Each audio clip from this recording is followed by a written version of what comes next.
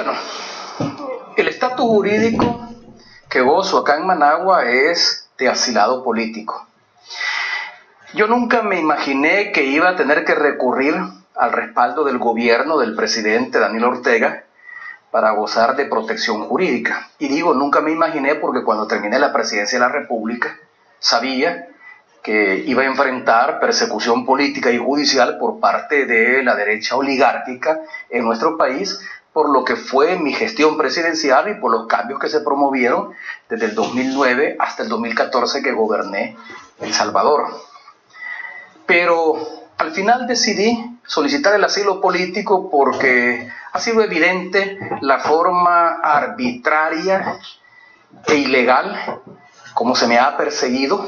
Y esta no es una estrategia que únicamente se está implementando en El Salvador, sino que en toda América Latina en contra de líderes progresistas, exgobernantes de izquierda. Bueno, a la vista está el caso del expresidente Lula, que está buscando regresar a la presidencia de la República en las elecciones de octubre de este año, pero que está enfrentando una serie de procesos judiciales donde le han montado un caso arbitrario de corrupción que él ha demostrado hasta la saciedad que no se enriqueció ilícitamente, no abusó de los recursos públicos durante los 2 periodos de su presidencia y no obstante, tanto la judicatura como la fiscalía le ha montado un caso porque la extrema derecha no quiere que Lula vuelva al poder. Y es el caso similar de El Salvador.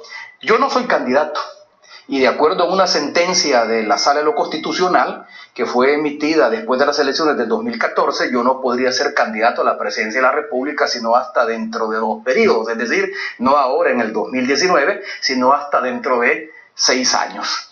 Tampoco aspiro a volver a la presidencia de la República. Puedo ser, por supuesto, candidato a una diputación o a una alcaldía, pero en estos momentos yo no soy candidato.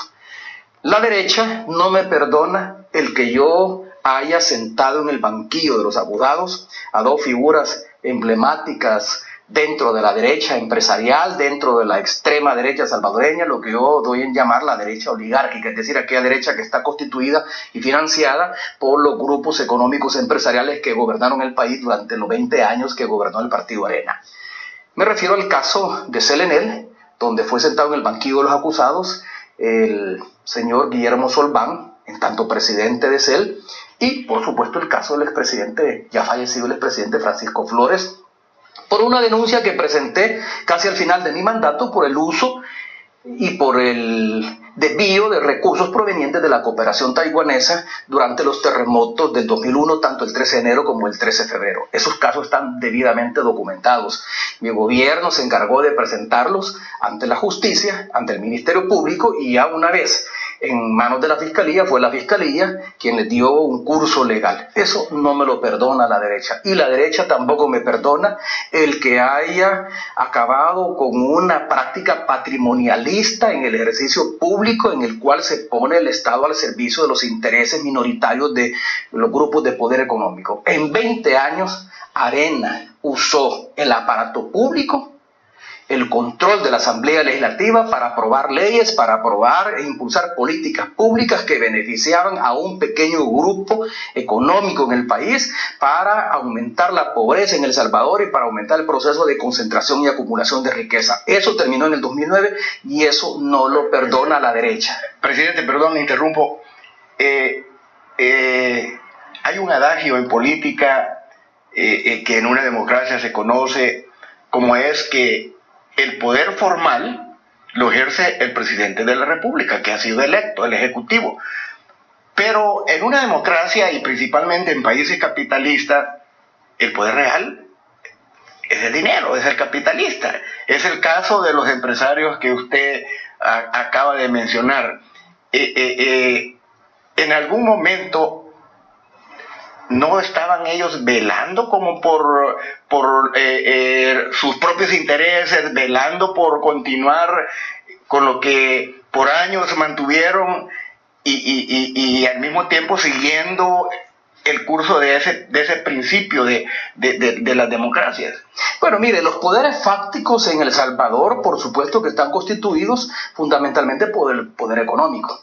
El poder político no es más que un poder formal. El poder que puede tener el presidente de la República es un poder limitado. no solo para gobernar, sino que incluso para tomar decisiones. Un presidente, sin un acuerdo de gobernabilidad con la Asamblea Legislativa, no hace absolutamente nada, y es lo que yo tuve que hacer durante mi presidencia. Llegar a un acuerdo de gobernabilidad con las principales fuerzas políticas representadas en la Asamblea, a sabiendas de que enfrentaban la oposición acérrima del Partido Arena.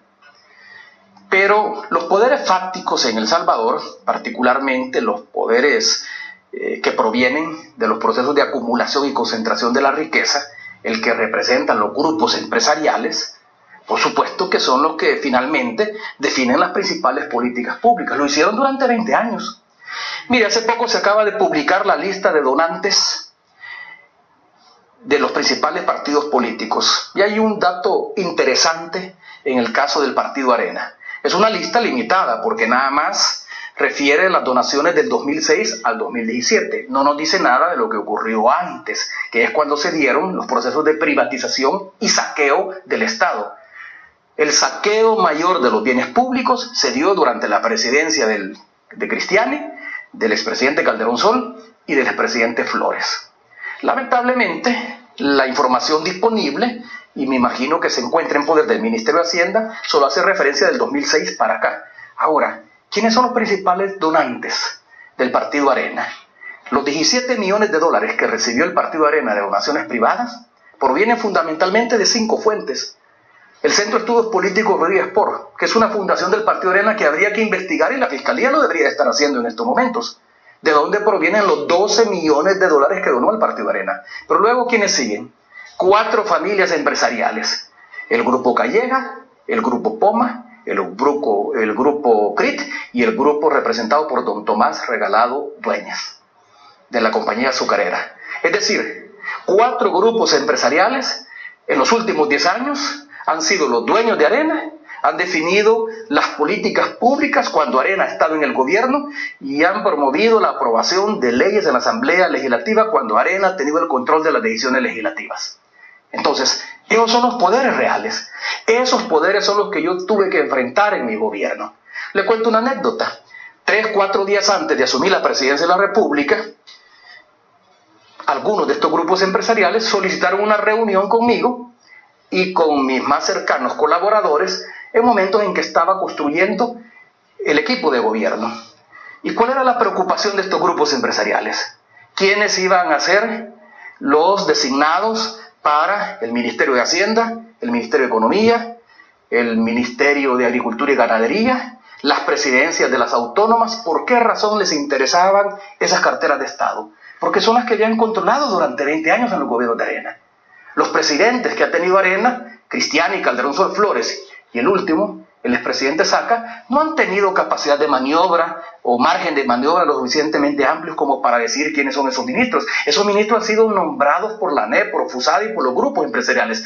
Mi actuación fue diferente. Yo rompí con esa tradición corporativista. O sea, y eso no lo perdonan los grupos económicos. En otras palabras, el espíritu de esa reunión, el espíritu principal de esa reunión era, de alguna forma, hacer lo que usted entrara en el juego que ellos durante todo el tiempo en las decisiones. Antes de haber asumido la presidencia, le estoy hablando que esa fue una reunión 3 o 4 días antes que se llevó a cabo en el hotel, en ese entonces el Hotel Hilton. Y en parte usted piensa de que por eso usted sufrió la embestida de la derecha.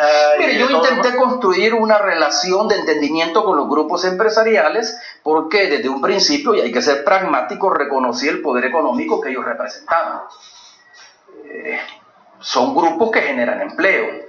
Son grupos que invierten en el país y en toda la región centroamericana. Algunos de ellos se expandieron fuera de Centroamérica. Y eso es medular para una buena economía. Por eso es que yo busqué entendimiento con ellos. Ahora, lo que no les permití es que ellos decidieran quiénes iban a ser mis ministros. Ellos estaban acostumbrados a decidir quién era el ministro de Hacienda, el que les cobra los impuestos o les permite la evasión o la elusión fiscal. Ellos están acostumbrados a decidir quién es el ministro de Economía, el que define las políticas de apoyo a los sectores privados empresariales. Ellos querían saber quién era el ministro de Agricultura, quién era el presidente de CEL, el presidente de CEPA, el presidente de ANDA, donde se hacen los principales negocios del Estado, donde ellos han participado. conmigo se toparon. Ajá. Porque yo los escuché. En buen salvadoreño, con usted se toparon. Se toparon porque yo los escuché. Y logré algún tipo de entendimiento con ellos, pero no les permití seguir haciendo negocios con el Estado. Ahora, ellos podían participar en una licitación, nunca hubo impedimento para que lo hicieran, pero no se daban a dedo o por decisión presidencial las principales obras públicas o los bienes del Estado privatizados, como ocurrió durante las administraciones de Cristiani, Calderón Sol y Flores. ¿Qué ocurrió con Cristiani? ¿A quién se le entregó la banca? A un pequeño grupo de empresarios salvadoreños que recuperaron el control de la banca y por lo tanto del financiamiento privado, y que luego después vendieron esa banca a consorcios internacionales, a la banca internacional, sin pagar ni un tan solo impuesto, que la denuncia que en su oportunidad hizo el exrector de la UCA, el padre Tojeira, que dijo que la venta de los bancos había sido un negocio redondo, porque los compraron saneados, los compraron a un bajo costo y los terminaron vendiendo 2, 3 veces el valor como los adquirieron sin pagar un tan solo impuesto. Fíjese, presidente, si mal no recuerdo, yo tengo en mis notas, en mis apuntes, un artículo donde el presidente Cristiani dice que intentaron por todos los medios vender la banca después de privatizarla, después de que el presidente Duarte lo había nacionalizado, y que en ese momento no aparecieron compradores, y al final terminaron, a lo mejor, como usted dice, quedando entre ellos. Usted se me ha adelantado en este conversatorio, porque hay tanta cosa que tomar, hay tanta cosa de qué hablar. Y bueno, muchísimos salvadoreños no sabíamos de esa reunión que usted tuvo con los empresarios, con la gente del poder formal en el país, que tienen tanto dinero. Del poder real, porque el poder formal es el ejecutivo. Pero, perdonen que lo detenga ahí un momentito, pero yo quiero preguntarle, se rumora en el país, se habla, las redes sociales, que es una tendencia ahora en día muy valedera, sobre el estilo de vida suyo acá, que usted vive en una casa cara, que usted tiene muchísima seguridad, que usted tiene muchísimos carros, que usted lleva una vida ostentosa. Leyendas urbanas. Mire, yo estoy convencido que cuando mis adversarios se les agotan los argumentos políticos recurren al ataque personal. No es cierto. Y por eso es que comencé explicándole por qué razón decidí pedir el asilo político. Al presidente Ortega, a quien conocí durante mi presidencia, en 5 años, yo tuve relación con el presidente Ortega. Pero su homólogo, además, de Centroamérica. De Centroamérica, y no solo eso. Este es un país donde hay mucha inversión salvadoreña. Aquí está el Grupo Q, aquí está el Grupo Simán. Aquí hay inversionistas privados en la rama de la agricultura y la ganadería. Por lo tanto, aquí hay muchos intereses económicos que el presidente Ortega les ha permitido. Ha favorecido tanto la inversión privada nacional como la extranjera. Yo vine acá a Nicaragua, en primer lugar, porque necesitaba buscar trabajo. Esa idea de que los presidentes tenemos una pensión, algunos me han preguntado. Yo iba a preguntar, porque no tenemos ninguna pensión. Los que no hemos estado en un gobierno o los que no hemos sido presidentes, todos, y yo creo que un altísimo porcentaje de los salvadoreños, pensamos que los expresidentes tienen una pensión. Los expresidentes no tenemos ninguna pensión. Por ley solo tenemos derecho a seguridad, que nos la da el Estado Mayor Presidencial y que con los años va disminuyendo. La seguridad que he gozado yo y también mi grupo familiar, estoy seguro que en el siguiente periodo presidencial se va a reducir y así sucesivamente. Pero no tenemos ninguna pensión. Los expresidentes tenemos que vivir de algo. ¿De qué vive usted, presidente? Bueno, yo soy consultor. Me discuten y me critican por una consultoría y ellos dicen que yo vivo de mis rentas pasadas. Yo no tengo ninguna fuente de ingreso más que mi propio trabajo, como lo tuve antes de ser presidente de la República. Antes de ser presidente de la República yo era periodista. Y de mi salario como periodista y como corresponsal extranjero vivía.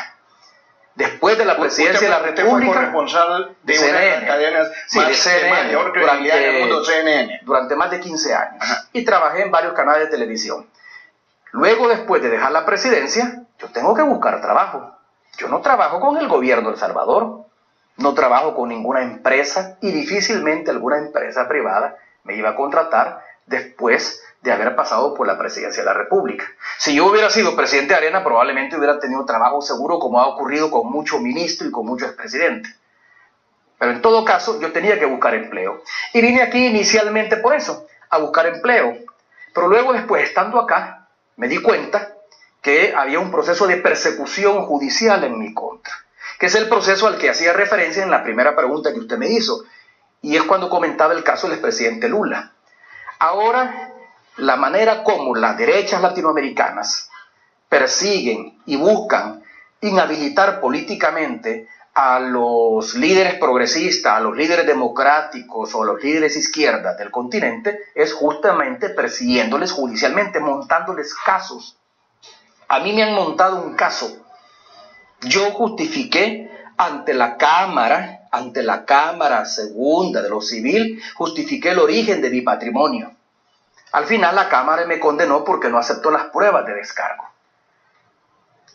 Ahora, eso de que yo vivo acá cómodamente en una casa grande y probablemente de mis rentas del pasado, yo no tengo ninguna renta. Pero yo trabajo como consultor. Hay un medio nacional que mostró la fotografía. De una casa que tuve que ocupar momentáneamente, pero que ahora ya no vivo más ahí.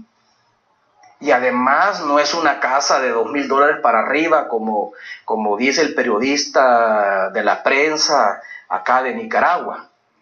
Por esa casa yo estaba pagando un alquiler de $1,500 mensuales y ya no los pude seguir pagando y por lo tanto dejé la casa. Ahora, ¿de dónde sale el dinero? De una consultoría que tengo acá, en políticas comunicacionales y en temas de integración centroamericana. Yo no tengo por qué ni estoy obligado a revelar quién me ha contratado, cuánto me pagan. Lo único que puedo decir, y en algún momento si hay necesidad ante una autoridad competente de presentar mi contrato, yo lo voy a presentar. Pero no es cierto de que yo viva holgadamente o que viva de mis rentas del pasado. Yo vivo de mi trabajo como viví antes de ser presidente de la República. Bueno, siendo presidente de la República también vivía de mi trabajo como presidente. Pero bien, ante el juicio que sigo enfrentando porque no ha terminado, puesto que hay instancias de apelación, yo demostré que mi patrimonio se incrementó en forma lícita y lo voy a seguir sosteniendo hasta el final. Me tengo que ir a la primera pausa, sin embargo, quiero aprovechar que hablamos precisamente del juicio y todo lo demás. ¿Cómo avanza el juicio contra usted de enriquecimiento ilícito? Bueno, se ha llegado al momento de la apelación.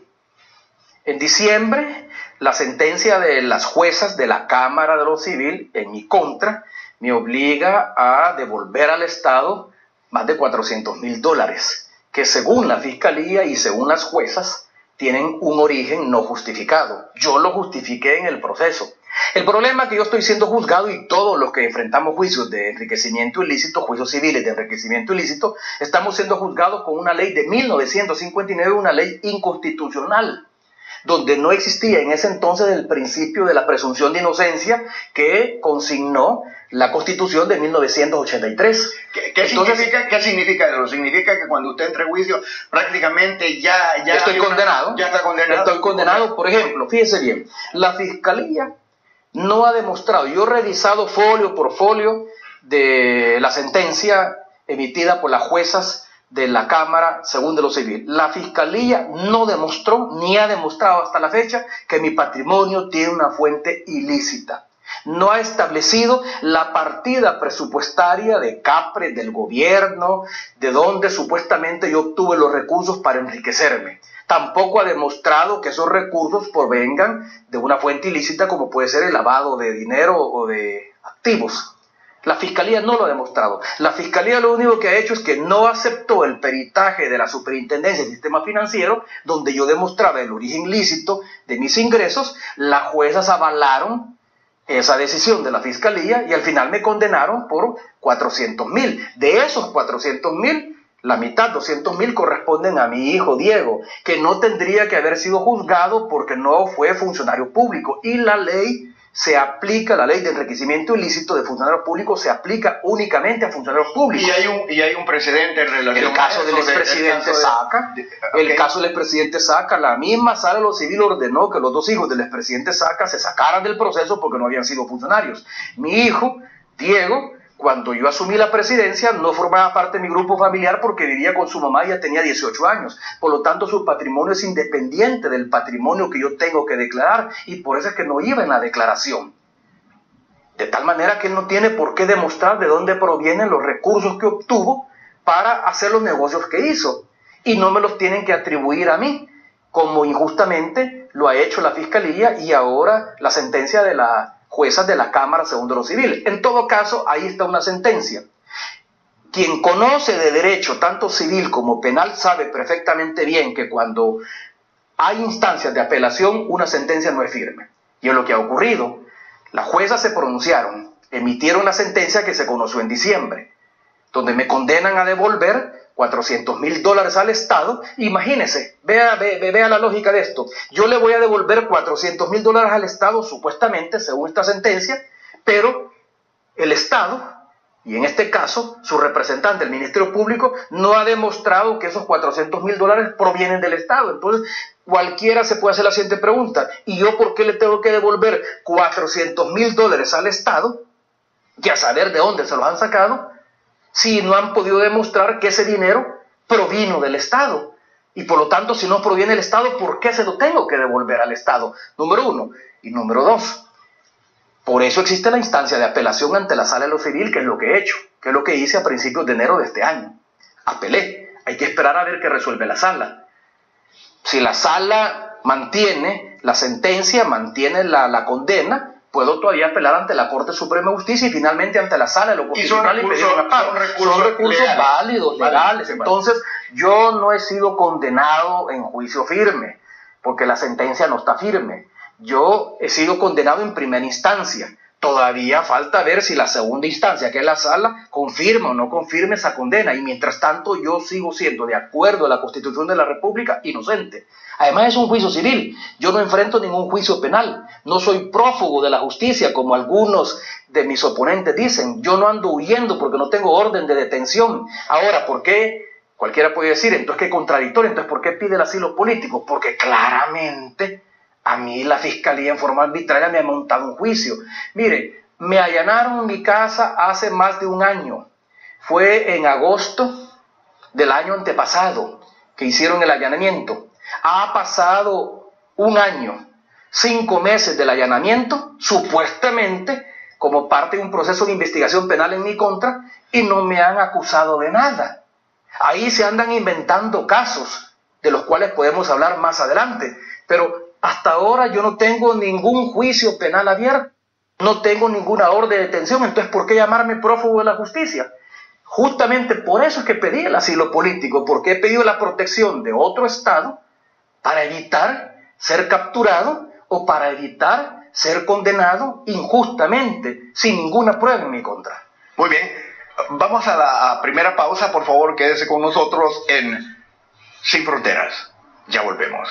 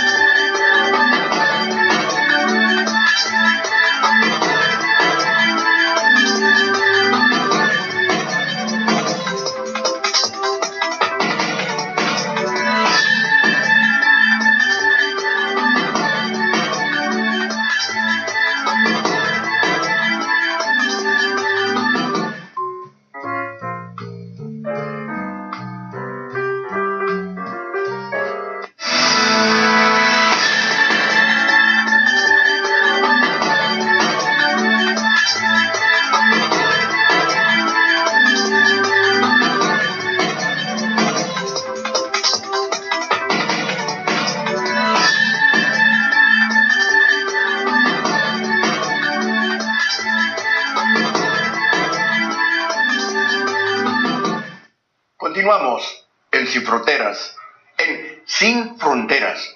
Hoy, desde Managua, Nicaragua, en una franca conversación con el presidente Mauricio Funes. Dígame, presidente, hemos visto en sus redes sociales una férrea defensa contra la vinculación, una posible vinculación sobre este caso de Odebrecht, donde aparentemente usted recibió dinero. Mire, obviamente que yo tengo que recurrir a las redes sociales porque no tengo acceso a los medios de comunicación formales. Usted mismo lo dijo al inicio, es la primera entrevista. Es la primera entrevista que doy a un canal de televisión, a una red de canales de televisión, después de casi 2 años. Y no tengo otro mecanismo para expresarme que no sean las redes sociales a través de una cuenta que tengo abierta en Twitter y otra en Facebook. Yo decidí defenderme de algo que considero injusto y arbitrario nuevamente de parte de la Fiscalía General de la República, del fiscal general Douglas Meléndez. ¿Por qué razón? Yo no tengo absolutamente nada que ver con el caso Odebrecht.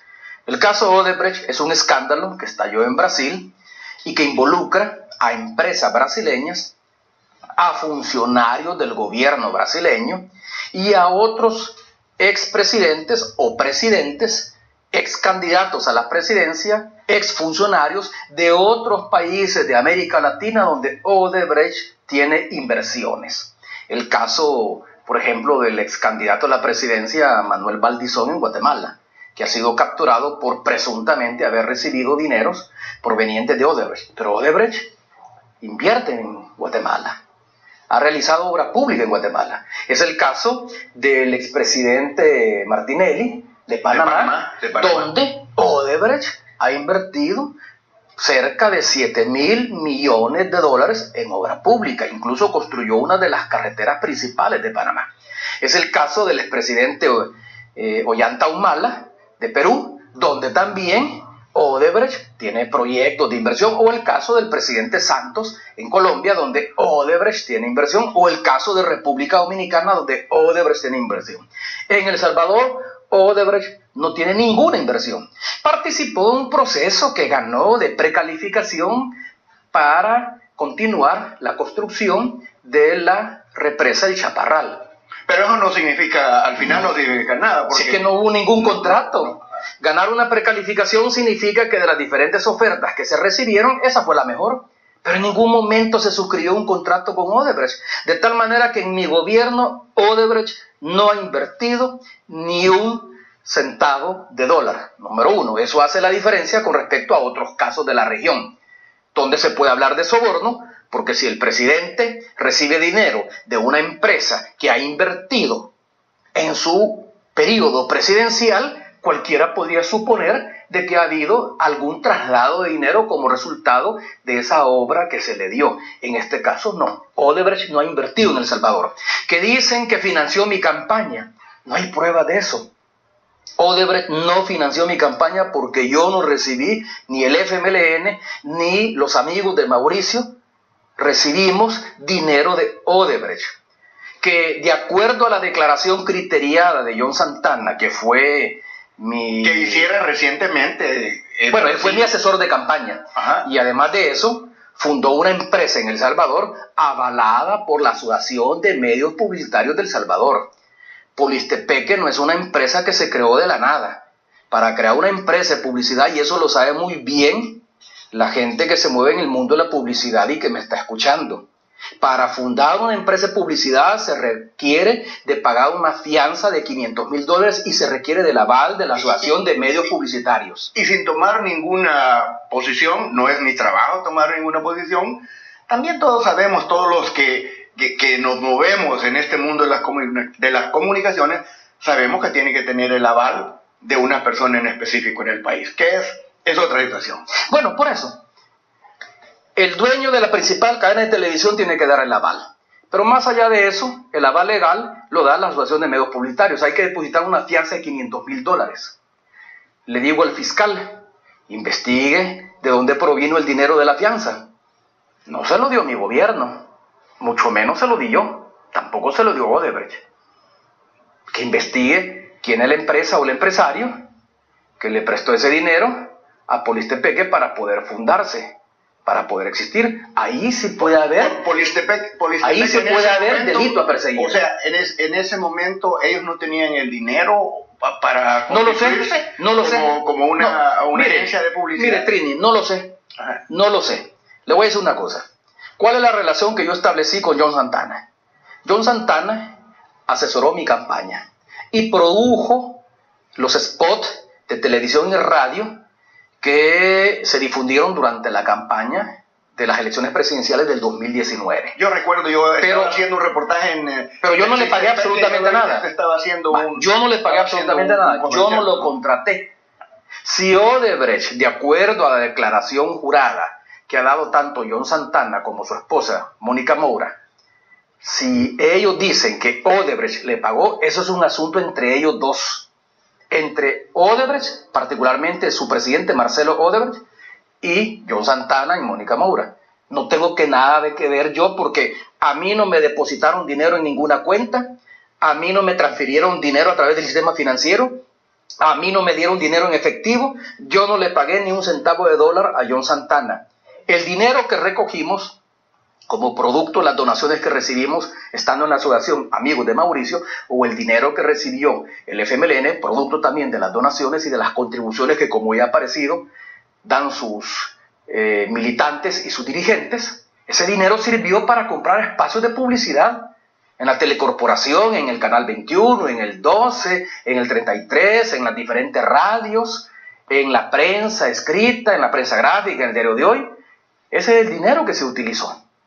Nosotros no hemos recibido ni un tan solo 5. Entonces, ¿a cuenta de qué la fiscalía me va a acusar a mí de lavado de dinero si yo no recibí dinero proveniente de los sobornos de Odebrecht, según dicen ellos?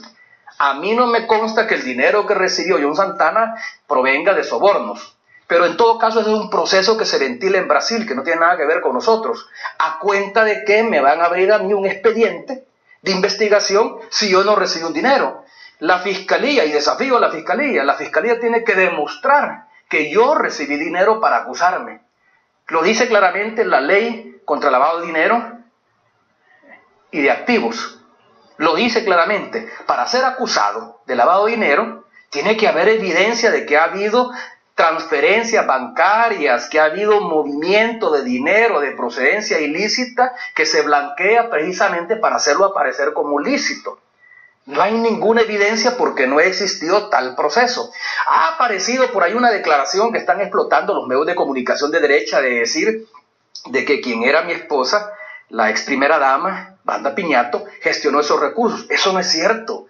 Si en la época de la campaña acababa de nacer mi hijo Gabriel, ella se dedicó a cuidar al niño mientras yo andaba haciendo campaña. No tenía tiempo, ni energía, ni fuerzas para andar buscando dinero. Además, no le correspondía a ella buscar dinero porque nunca manejó finanzas ni tocó ni un 5 de los dineros que se recogieron en campaña de donaciones. Las donaciones que recibimos en la Asociación de Amigos de Mauricio son dineros provenientes de salvadoreños, de empresarios salvadoreños, de técnicos y profesionales salvadoreños. Bueno, el principal aporte lo recibí de don Nicolás Salume, ya fallecido, que eso está debidamente documentado y apareció en los medios de comunicación. Entonces, la acusación... En su momento, usted lo dijo, de claro, que había recibido donación, préstamo... Porque apareció poco antes de las elecciones, los medios de comunicación, en forma irresponsable, dieron a conocer una investigación que estaba haciendo el entonces fiscal general de la República durante los últimos meses del gobierno del presidente Saca.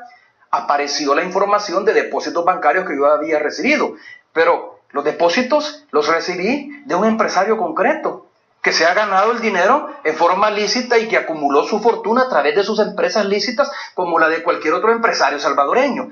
Pero de Odebrecht yo no he recibido ni un 5, Wanda no recibió ningún 5, el FMLN no recibió ningún 5.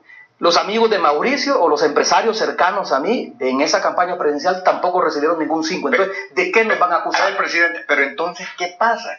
¿Se siente usted un perseguido? Bueno, imagínese, aquí le estoy dando una serie de datos. Ya le dije que en el juicio civil la fiscalía no demostró la procedencia ilícita de mi patrimonio. sencillamente no acepta mis pruebas de descargo, y entonces como no acepta mis pruebas de descargo, presume que el origen de mi patrimonio es ilícito. Presume. Y las mismas juezas avalan esa presunción. Y eso es inconstitucional. O sea que en el caso del juicio civil por enriquecimiento ilícito no prevalece la presunción de inocencia, sino que la presunción de culpabilidad. Yo soy culpable mientras no demuestre que mi patrimonio tiene un origen lícito. Y si ellos no aceptan las pruebas de descargo, ellos asumen que el origen es ilícito. Ahí hay una actuación arbitraria y claramente persecutoria. Por caso de por parte de la Fiscalía. A ver, presidente. Por parte de la Fiscalía. A ver, perdóneme, presidente. Pero si usted me está diciendo que hay una persecución por parte de la Fiscalía, ¿cómo podemos entender esa situación si el partido que lo llevó a usted al poder sigue gobernando? Bueno, es que es un error pensar de que las persecuciones provienen únicamente de los gobiernos, del Ejecutivo. El hecho de que el partido que me llevó a mí la presidencia esté en estos momentos en el Ejecutivo, no por eso no hay persecución. Es que la persecución no la está llevando a cabo el gobierno del presidente Sánchez Serén. La persecución la está llevando a cabo la Fiscalía General de la República y la Corte Suprema de Justicia, dominada por los magistrados de la Sala de lo Constitucional, que son los que integraron la Comisión de Probidad que inició la investigación en mi contra. Pero ¿cuál sería en una investigación express? ¿Cuál sería el interés? Inhabilitarme políticamente, desprestigiar al FMLN. Vamos a las elecciones del 2018 y luego vienen las elecciones del 2019. Don Trini, yo fui el primer presidente del FMLN. Después de 20 años de Arena en el poder, yo fui el primer presidente del FMLN. Eso primero, la derecha no me lo perdona. Segundo, he sido el primer presidente que le ha puesto un freno a la derecha oligárquica. Por más que hoy Nayib Bukele diga que mi gobierno y el gobierno del presidente Sánchez Serén son lo mismo o hemos hecho lo mismo que los gobiernos de Arena, pasando por alto que los indicadores sociales han mejorado desde 2009 hasta la fecha. Pero yo le puse un alto a la voracidad de la derecha empresarial salvadoreña, dominada por los grupos económicos empresariales. A propósito, eso no lo perdonan. ¿Cómo ve usted la situación política del país a tan escasos días de la elección? Mire, por eso es que yo hice referencia a la lista de donantes, porque en mi opinión, y pregúntese usted, ¿por qué los grandes medios no han hecho eco de esa lista de donantes? Y no que hay que ser transparentes, pues. No que FUSADES, ANEP, Funde han insistido en que se transparenten las cuentas públicas y los partidos políticos transparenten sus finanzas. ¿Por qué no han hecho eco de eso? 17 millones de dólares recibió el partido Arena de 5 donantes. 5 empresarios, que usted 5 donantes al principio de este programa. 5 donantes. Bueno, uno de ellos se desconoce la fuente, porque uno de ellos es el más importante, que donó 12 millones de estos 17, el Centro de Estudios Políticos Rodríguez Porta. ¿De dónde saca dinero? Eso es lo que la Fiscalía tiene que investigar. Imagínese cómo estamos en el país y dígame si la situación no amerita una reflexión en profundidad.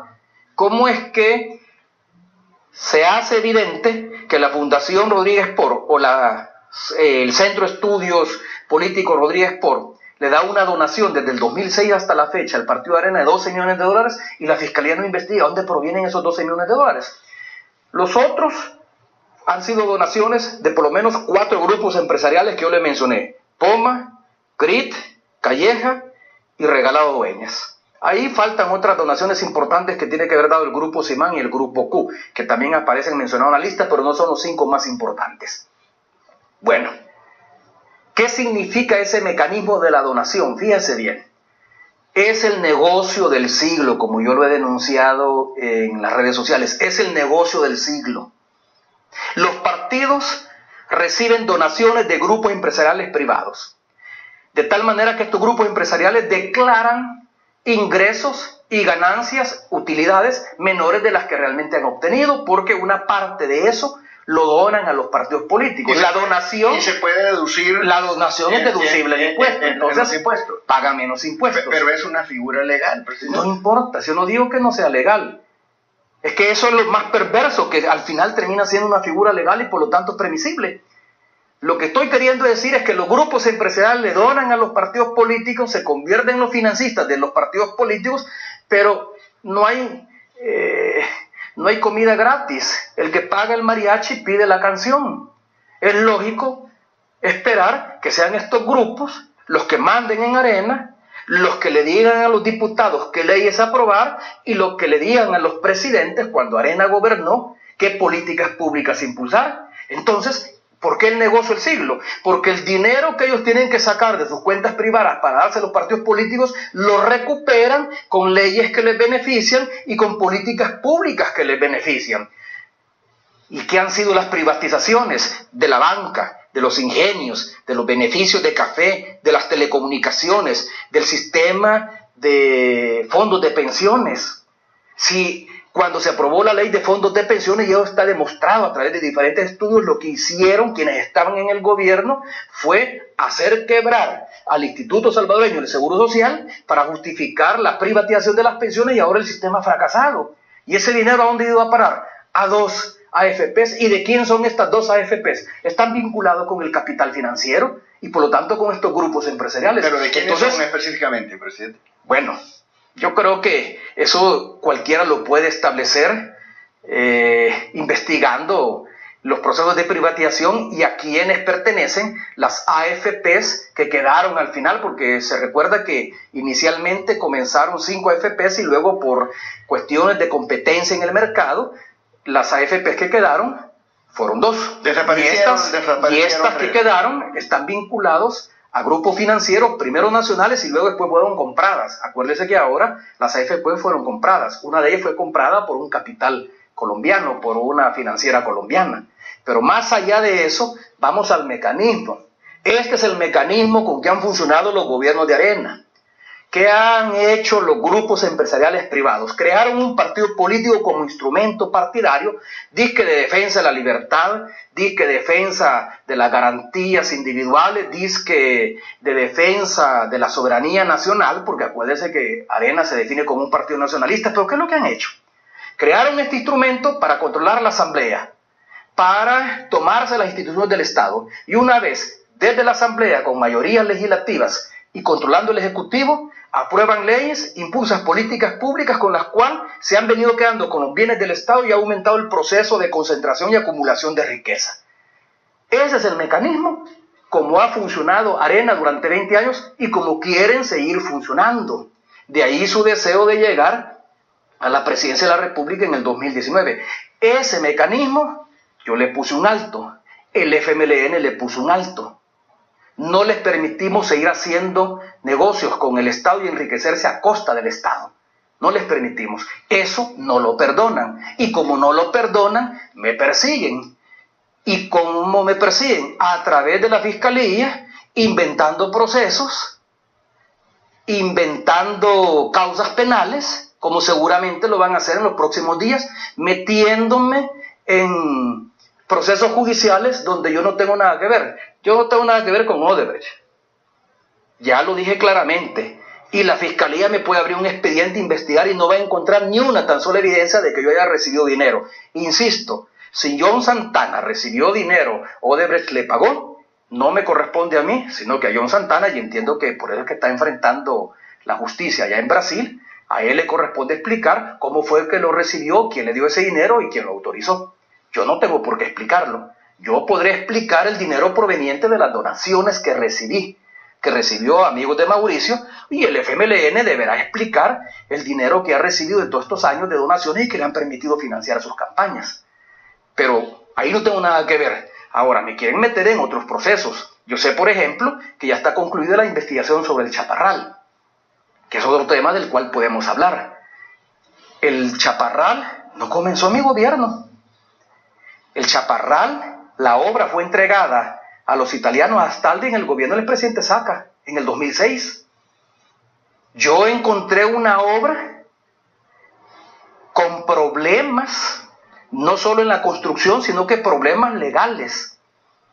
Y la presidencia de CEL, que tomó la decisión de suspender el contrato, y de pagar una indemnización para evitar un arbitraje internacional o un juicio internacional que podría ser más oneroso a las finanzas del Estado, esa es una presidencia independiente del Ejecutivo y de la Presidencia de la República. Por eso es que se llaman empresas autónomas. En mi presidencia yo no puse un pie en CEL, yo nunca estuve en una reunión de junta directiva, ni le di órdenes al presidente de CEL. Lo nombré, hasta ahí nomás. Pues el presidente de CEL se debe a su junta directiva. ¿Qué tengo que ver yo en las irregularidades o arbitrariedades que puede haber encontrado la Fiscalía en el Chaparral? Que en mi opinión no se ha dado ninguna, pero ¿qué tengo que ver en eso? Y no obstante, yo sé que viene una acusación en contra mía y en contra de mi gobierno por el Chaparral, por Odebrecht o por el uso de los gastos reservados como le han hecho al presidente Saca. Ahora la Fiscalía no tiene ni una tan sola prueba, no tiene ninguna tan solo indicio incluso de que dinero proveniente de la presidencia o de gastos reservados fueron a parar a cuentas privadas mías. No hay ninguna referencia. Entonces, ¿de qué voy a ser acusado? Y si al final me montan una acusación por testigos criteriados o por análisis que se hagan de otros procesos judiciales como el que se está ventilando en Brasil, en mi opinión, esa va a ser una acusación arbitraria. Ahora, ¿por qué lo hacen? Me pregunta usted. Para inhabilitarme políticamente, para perseguir a expresidentes o exfuncionarios de izquierda, progresistas y democráticos, e influir electoralmente en las elecciones que son dentro de pocos días, en las elecciones de 2018 y por supuesto en las elecciones del 2019.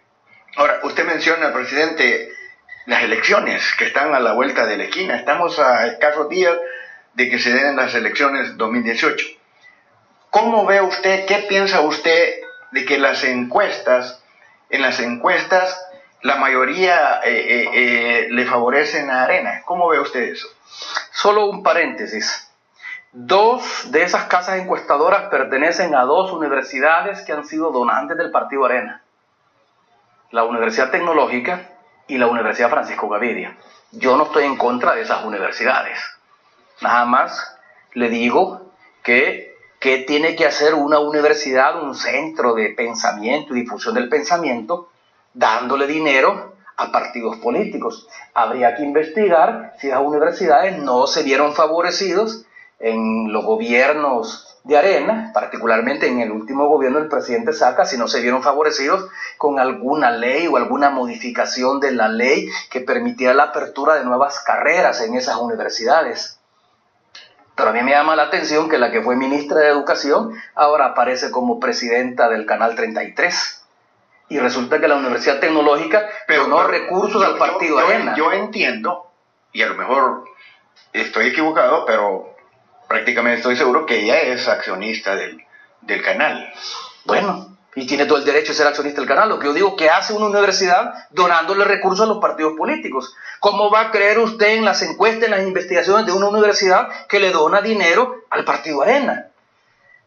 Lo primero que se me viene a la cabeza es que hay algún sesgo, con lo cual no estoy diciendo que las encuestas no sean válidas. Nada más hago esta anotación. ¿Qué hacen universidades donándole al Partido Arena? ¿Qué beneficios habrán obtenido a través de esa donación al Partido Arena? ¿Qué beneficios? Pero bueno, más allá de eso, lo que dicen las encuestas, bueno, las encuestas, tomando en cuenta de que se trata de la medición de la opinión pública en un momento determinado y una opinión pública que está fuertemente influenciada por lo que del gobierno y del partido en el gobierno se dice en los medios de comunicación, es lógico, me parece lógico, que en las encuestas aparezca un mejor desempeño electoral de Arena que del FMLN. Si usted tiene a todos los medios de comunicación, la mayoría de medios de comunicación, en contra del FMLN y del gobierno. Número 1. Número 2. Con todos esos resultados o esas proyecciones electorales que hacen las encuestas, incluso las más acreditadas de ellas, lo que yo veo venir es una asamblea legislativa similar a la asamblea legislativa actual. El bipartidismo no se está eliminando en esta elección. Los que supuestamente están impulsando una campaña en contra del voto efectivo, es decir, están pidiendo que la población vote nulo, lo que están haciendo es favoreciendo a los partidos que tienen un voto duro mayor. El que puede votar nulo es el indeciso. El que ya está decidido, lo que se llama el voto duro, el voto firme, los partidos políticos, ese no se mueve. Y ese es un voto que históricamente ha arrastrado tanto Arena como el FMLN, más que los partidos pequeños, más que Gana, que el PCN o que el PDC o Cambio Democrático. Entonces, el voto duro no lo están moviendo por votar nulo. Lo que van a hacer los que están pidiendo el voto nulo es que se favorezca al partido que tiene el voto duro mayoritario, más firme, más consolidado. Y a mí me da la impresión que quien tiene un voto duro mayor es el partido Arena.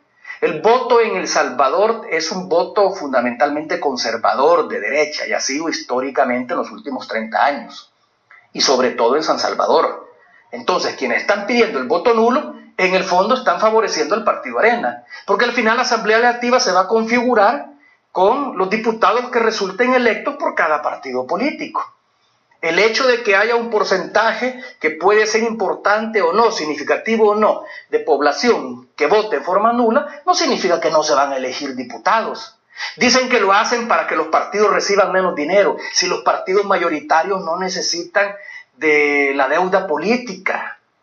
No, ya está demostrado, pues Arena es el que menos necesita la deuda política. Si Arena ha podido recibir de solo 5 donantes 17 millones de dólares, en los últimos 10 años, la deuda política es lo que menos le interesa. Pero es una cantidad considerable. Es una cantidad considerable, pero no significa que por eso van a desaparecer los partidos políticos. Es una estupidez realmente. Perdóname, pero es una estupidez pensar que por no darle el voto a un partido de esa manera se afectan sus finanzas. Es una tontería. Además, ¿quién lo está haciendo? Lo está haciendo alguien que se vio favorecido con ese voto. Cuando fue el caso del aspirante presidencial por Nuevas Ideas, Nayib Bukele, cuando fue elegido alcalde de Nuevo Cucatlán, el FMLN recibió la deuda política de la elección anterior para poder financiar la campaña de él. Cuando fue candidato a la alcaldía de San Salvador, el FMLN también tuvo que haber recibido la deuda política como resultado de la elección anterior. Ahora que no es candidato, entonces pide que se vote nulo, porque no necesita la deuda política porque no es candidato. Y por último, pongamos de que esa es una expresión de rechazo a la partidocracia. Pongamos que así sea. Pero al final es la partidocracia la que va a dominar la próxima Asamblea Legislativa. La próxima Asamblea Legislativa va a tener mayor cantidad de diputados provenientes de Arena y del FMLN. En mi opinión, de acuerdo a las encuestas, si le vamos a dar crédito a las proyecciones que hacen las encuestas, en mi opinión, los diputados más o menos van a andar por el mismo número. Arena podría mantener los mismos 33 diputados, a ganar uno más o perder uno más. Y lo mismo el FMLN, podría andar por los 31 diputados o perder uno o ganar uno más. Y la mayoría de los analistas lo que están diciendo es que Arena podría ganar uno o dos diputados más y el FMLN podría perder uno o dos diputados. Pero al final son los partidos que más diputados van a tener. La tercera fuerza va a seguir siendo Gana, de acuerdo a estas encuestas electorales. La tercera fuerza ha sido en la legislatura actual, que comenzó en el 2015, y lo ha sido en la legislatura del 2012. Incluso en la del 2009, porque acuérdese que Gana resulta de un fraccionamiento del partido Arena. Entonces, ¿cuál es la diferencia? En mi opinión, la correlación de fuerzas de la próxima asamblea va a ser más o menos similar a la correlación de fuerzas que actualmente tiene la legislatura. Ahora, es una elección clave, porque la elección es la elección que va a configurar la nueva legislatura, que va a elegir fiscal general de la República y magistrados de la Sala de lo Constitucional. Y es además la legislatura que va a acompañar por 2 años al presidente que resulte electo en el 2019. Y es la legislatura con la que el presidente que resulte electo en el 2019 va a tener que pactar, va a tener que buscar acuerdos de gobernabilidad para poder gobernar, porque lo contrario, un presidente que no logra pactar con las fuerzas políticas representadas en la Asamblea acuerdos de gobernabilidad, no funciona, que es lo que le ha pasado al gobierno del presidente Sánchez Serén. La oposición férrea del partido Arena no le ha permitido tener la mayoría calificada necesaria para aprobar los préstamos o la emisión de bonos que el Ejecutivo ha necesitado para poder funcionar como tal, para poder invertir en la mejora de la infraestructura vial, para poder invertir en hospitales, para poder invertir en salud, en educación, en seguridad pública. No el director de la policía está reclamándole pues al partido Arena que por qué no da sus votos para un préstamo como de $100 millones que necesitan para reforzar la seguridad pública. No necesita el gobierno el préstamo para poder construir la Ciudad Mujer, la séptima sede de Ciudad Mujer en Usulután, en La Unión, a sabiendas de los beneficios que ha implicado el proyecto Ciudad Mujer. No necesita el gobierno actual los préstamos, la aprobación del préstamo necesario para poder construir el nuevo Hospital Nacional Rosales. Entonces, si no hay acuerdos con las fuerzas políticas representadas en la Asamblea, el próximo presidente que resulte electo en el 2019 no va a poder gobernar, y el próximo presidente que resulte electo en el 2019 va a tener que sentarse a negociar forzosamente con Arena y con el FMLN, que son los dos partidos que van a tener mayor número de diputados en esta legislatura. Bueno, me tengo que ir a pausa, pero usted mencionó al señor Nayib Bukele, eso viene a mi mente, una o dos preguntas muy interesantes sobre él. Con esto nos vamos a pausa. Recuerde, está usted en sintonía de este Canal 67 y su programa Sin Fronteras. Pausa, ya regresamos.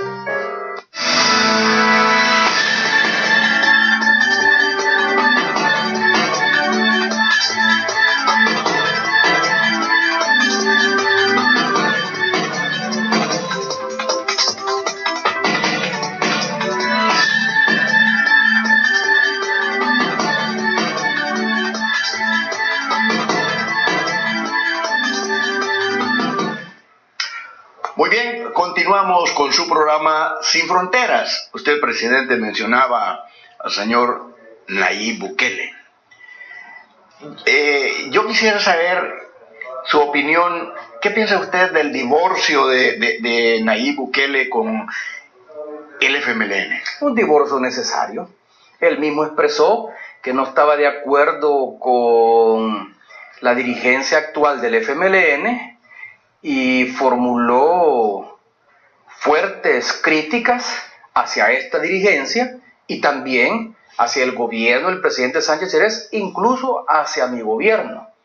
Por lo tanto, era de esperar que tarde o temprano se iba a provocar tal divorcio. Y yo creo que ha sido un divorcio calculado.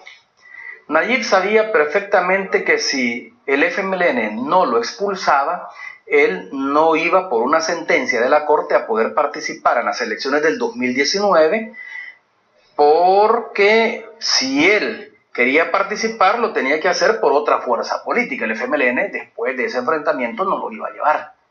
Y si tenía que participar por otra fuerza política, entonces se daba el fenómeno del transfugismo, que es lo que prohíbe la sentencia de la Sala de lo Constitucional, que tiene que ver con el transfugismo.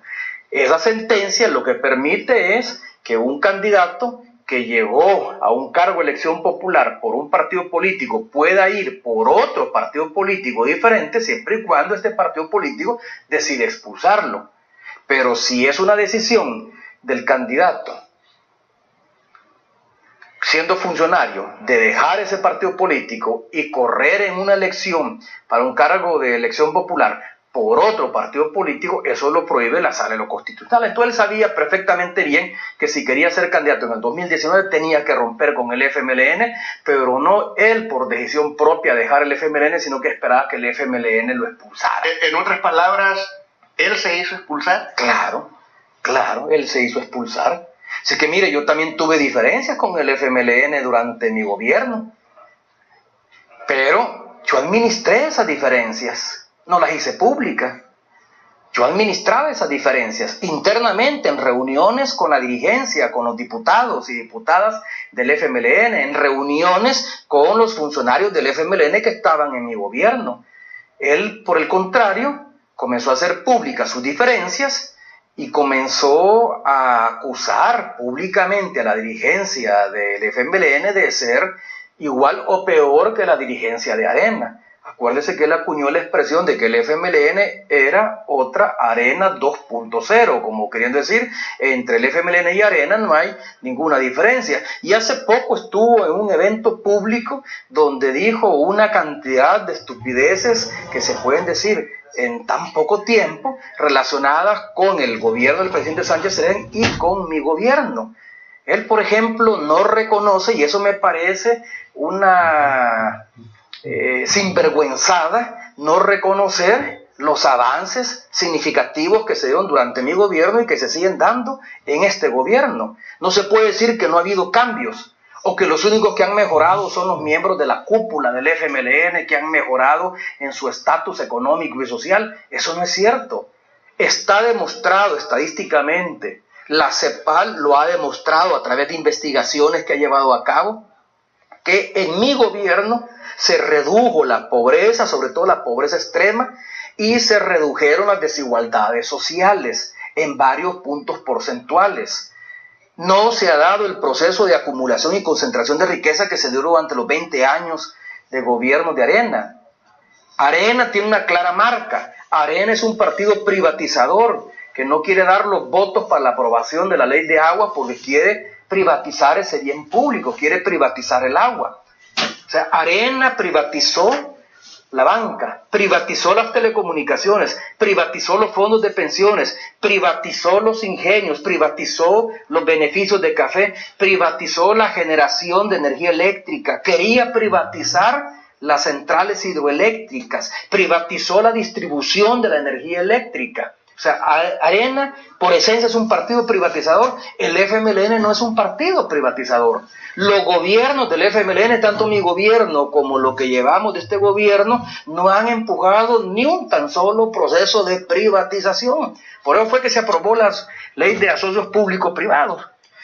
Una clara diferencia. En las legislaturas de Arena se aprobaron las leyes que saquearon los bienes públicos y que solo favorecieron a unos pocos grupos empresariales. En la legislatura dominada por el FMLN, donde el FMLN ha podido construir mayoría, se aprobó la ley de medicamentos, que redujo hasta en un 50% el precio de mercado de las medicinas en el país. Se aprobó la ley de desarrollo y protección social casi al final de mi gobierno, que establece por ley, por mandato de ley, una partida presupuestaria para el desarrollo social. Ya no queda el arbitrio, la decisión de un gobierno, sino que tiene que estar establecido en el presupuesto una asignación importante presupuestaria para el desarrollo social. En una legislatura dominada por el FMLN, es decir, que el FMLN busca los votos de otras fracciones parlamentarias, menos de Arena, es que se aprueban los préstamos para la construcción de Ciudad Mujer, se aprueban los préstamos para la construcción del Hospital de la Mujer, se aprueban los préstamos para la obra pública, fundamentalmente la construcción de cientos y cientos de kilómetros de carreteras, en una legislatura donde el FMLN logra el concurso de otras fuerzas políticas, se aprueba la ley contra la minería. La ley de agua, insisto, no se aprueba por oposición de la derecha, particularmente de Arena. Entonces, ¿cómo es que eso no lo puede reconocer Nayib Bukele? Su rompimiento con el FMLN es un rompimiento provocado. Y yo, sinceramente, cada vez veo que Nayib se parece más a Arena que el FMLN a Arena. Esta posición en un momento dado realmente favorece al señor Neto Mesa. Claro, claro que lo favorece. Ahora que estamos en la recta final. Claro que lo favorece. ¿Por qué razón? Mire, el voto en San Salvador, sobre todo en San Salvador, el voto de la clase media, el voto urbano en San Salvador, es fundamentalmente un voto de derecha. El FMLN ha ganado la ciudad capital con el voto de los indecisos. Nayib ganó San Salvador en el 2015, no solo por el voto del FMLN, sino que sobre todo también por el voto de los indecisos que lo acompañaron. Si él está llamando a votar en San Salvador en forma nula, lo que está haciendo en el fondo es favoreciendo indirectamente a Neto Mason, favoreciendo indirectamente al Partido Arena, porque en San Salvador, y las mismas encuestas lo reflejan, es mayor el voto a favor de Arena que a favor del FMLN. ¿Cómo ve? El FMLN, donde tiene una mejor votación y un mejor desempeño electoral, es en el oriente del país. Es en el oriente del país. ¿Por qué él no ha insistido en el voto nulo en el oriente del país? Porque ahí el voto nulo favorece al FMLN. Por ejemplo, San Miguel, si el voto nulo se aplicara en San Miguel, el que resultaría favorecido es Miguel Pereira, porque el voto a favor del FMLN en San Miguel, históricamente en las últimas 3 o 4 elecciones, ha sido mucho mayor que el voto conservador, y eso se viene dando desde el 2009. Por eso es que pierde Will Salgado San Miguel, pero en San Salvador el voto duro favorece al Partido Arena. Si la población vota nulo, se está favoreciendo a Arena. Entonces, ¿qué pasa? Todo parecería indicar como que hay un acuerdo implícito entre Nayib y Arena para que pierda San Salvador. De esa manera pierde diputados en el departamento y se debilita electoralmente el FMLN de cara a las elecciones del 2019. Increíble, ¿cómo es la política? Bueno, mire, este es un análisis que yo hago, no digo que soy depositario de la verdad, pero todo me parece indicar que ese es el recorrido que lleva. Pregúntese usted, ¿ha escuchado en las últimas 2, 3 semanas, quizás hasta en el último mes, alguna crítica de Nayib Bukele y de sus más fieles seguidores, de los que veamos sus achichincles, como Walter Araujo? ¿Ha escuchado usted alguna crítica? A propósito que mencionó a este señor Walter Araujo. Pero déjeme terminar. ¿Ha escuchado usted alguna crítica de ellos hacia Arena, hacia sus candidatos, o hacia la derecha oligárquica, o la vieja derecha, como la ha llamado en sus artículos de opinión Walter Araujo? No se escucha nada. La mira está puesta en el FMLN. ¿Por qué? Porque el propósito es debilitar electoralmente al FMLN, para él montarse en esa debilidad y figurar como el candidato en disputa, que quiere ocupar la segunda o la primera posición en las elecciones del 2019. ¿Pero ha escuchado usted alguna crítica? Lo que escuchamos más recientemente, ahora que estamos haciendo esta entrevista, lo que escuchamos más recientemente es una crítica hacia el gobierno del presidente Sánchez Serén y hacia mi gobierno. Yo no escuché ninguna crítica hacia el gobierno Saca, Flores, Calderón Sol o Cristiani. No he escuchado ninguna crítica hacia la legislatura de Arena, en los momentos en que Arena ha dominado las decisiones de la Asamblea Legislativa. No he escuchado ninguna crítica hacia la gente de Arena dentro de su consejo municipal. A quien ha salido criticando es a la gente del FMLN de su consejo municipal. Entonces me llama la atención, ¿por qué a pocos días de las elecciones un dirigente que se supone que es de izquierda, que se supone que es progresista, pero que es diferente a la FMLN, o que busca diferenciarse del FMLN, ¿por qué no enfila sus baterías y por qué no hace una crítica hacia Arena, hacia sus candidatos, hacia la derecha? No solo para diferenciarse de ellos, sino que incluso para evitar de que lleguen a tener una cuota de poder mayor en la Asamblea Legislativa. ¿Por qué? Tiene que haber un acuerdo implícito para debilitar electoralmente al FMLN. Ahora, viene un par de preguntas obligadas. Recientemente, y estoy seguro que usted está enterado de esta situación, el sindicato más fuerte que tiene las alcaldías hace un evento, invita ahí al señor candidato Neto Mason, también invita al señor presidente de la Asamblea, Guillermo Gallegos, y termina en ese evento apoyándose entre sí. Ahora, pregunto, ¿cómo ve usted esa situación? Realmente llama bastante la atención que un sindicato que en este momento que vamos en la recta final que es un sindicato muy fuerte en la alcaldía, que agrupa a los trabajadores de las alcaldías, hace un evento, invita ahí al representante de Arena, al señor... Porque mire, debe extrañar, este sindicato trabajó para Norman Quijano, cuando Norman Quijano fue alcalde de San Salvador. Si es que el hecho que sea sindicato no significa que por eso tiene ya el sello de ser sindicato de izquierda o que responde a la izquierda. Puede ser un sindicato de trabajadores que responde a la derecha. A mí no me cabe ninguna duda que este sindicato de trabajadores municipales responde a la derecha, incluso puede responder hasta Nayib Bukele. Pudiera responder hasta Nayib Bukele, no estoy seguro, no lo puedo afirmar. Pero el endoso de respaldo que le da Guillermo Gallegos a Neto Mason me parece lo menos importante del evento. Hay que tomar en cuenta que Guillermo Gallegos es un diputado que, aunque hoy es de Gana, pero que viene de las filas areneras. Y él decidió distanciarse de Arena porque no estuvo de acuerdo en su momento con la dirigencia del partido Arena. Pero él sigue siendo un diputado de derecha. No tiene por qué consignar apoyo hacia la izquierda, porque Gana ha logrado algunos acuerdos con la izquierda, con el FMLN, que le ha permitido al gobierno poder gobernar, como ocurrió conmigo, pues. Siendo yo presidente de la República, yo logré acuerdos importantes de la derecha, pero de una derecha diferente. Gana es una derecha diferente a Arena. Gana no es una derecha corporativista, ni es una derecha oligárquica como lo es Arena. Y basta con ver a sus donantes. Ahí es donde usted tiene la radiografía. Váyase a la lista de donantes, por eso es que digo, me parece curioso que no se haya explotado esta lista. Váyase a la lista de donantes, ahí va a ver usted a qué intereses responde cada partido político. En el caso de Gana, el caso del PCN, el caso del PDC, usted no tiene el nivel de donantes que tiene el partido Arena. Entonces, el que Guillermo Gallegos haya dicho que según las encuestas lo más probable es que va a ganar Ernesto Mason, a mí realmente eso no me parece relevante. Ahora, que este sindicato le haya dado el apoyo a Ernesto Mason es de esperar, si es un sindicato que, según tengo entendido yo, trabajó con Norman Quijano. Ahora no sé con quién está trabajando.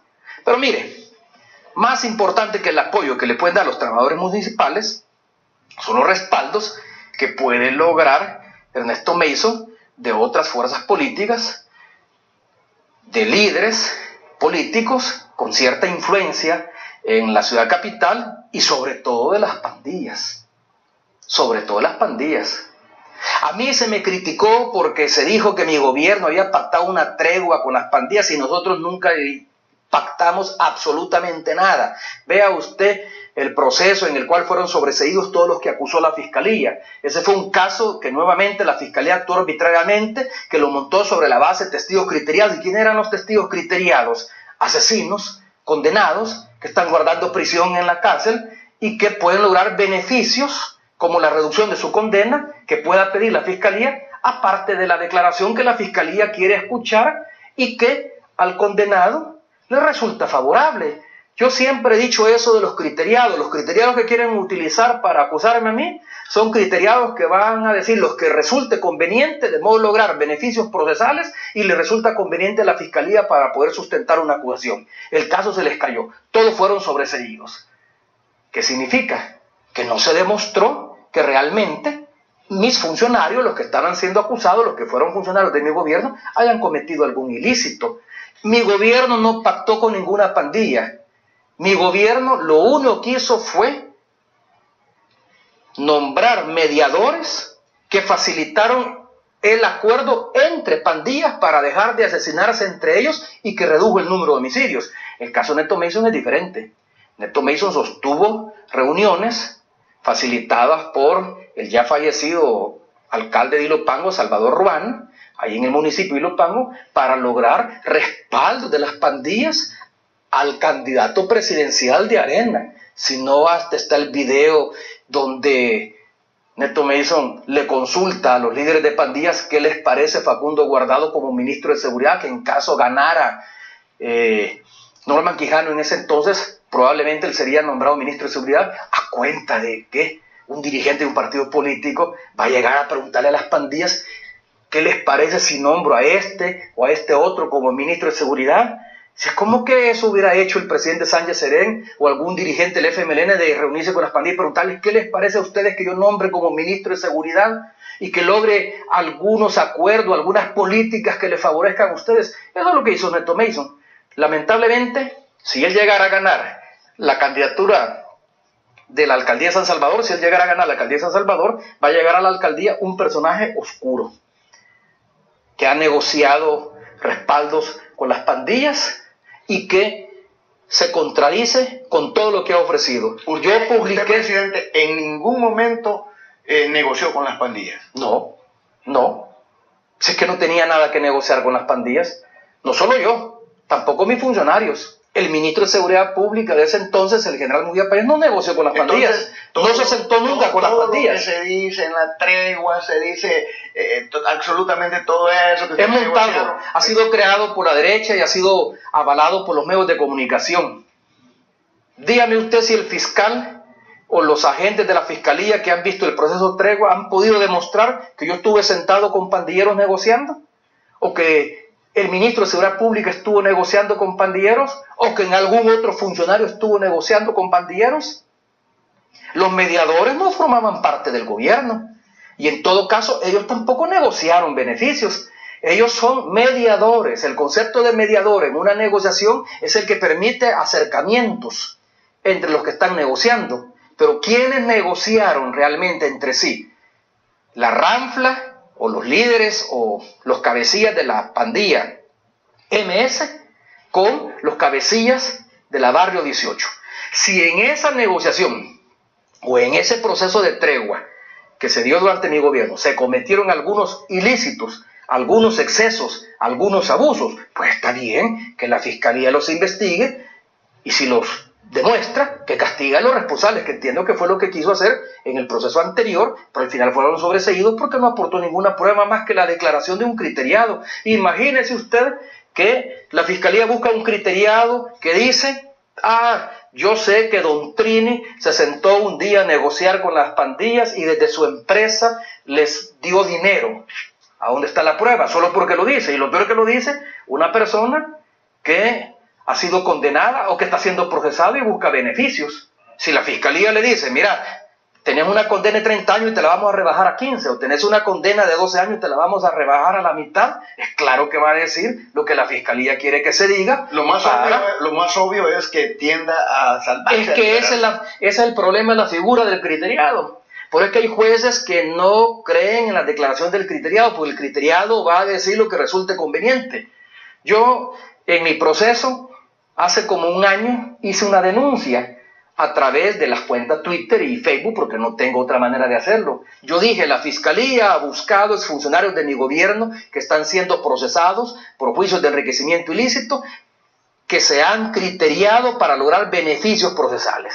Y lo dije claramente. Y mire, hay una persona que no vale la pena mencionarla, que estoy seguro que se criterió, que ha sido condenada en segunda instancia en un juicio de enriquecimiento ilícito. Puede decirse: bueno, pero usted ha dicho de que mientras existan recursos de apelación la sentencia no está firme. Es cierto, pero la fiscalía no lo ha acusado penalmente. No lo ha acusado penalmente. ¿Por qué? Porque se criterió y seguramente negoció ese beneficio de decirle: bueno, si usted se criteria y acusa al presidente Funes, le vamos a dar el beneficio de no acusarlo penalmente y nada más sigue enfrentando el juicio civil y defiéndase.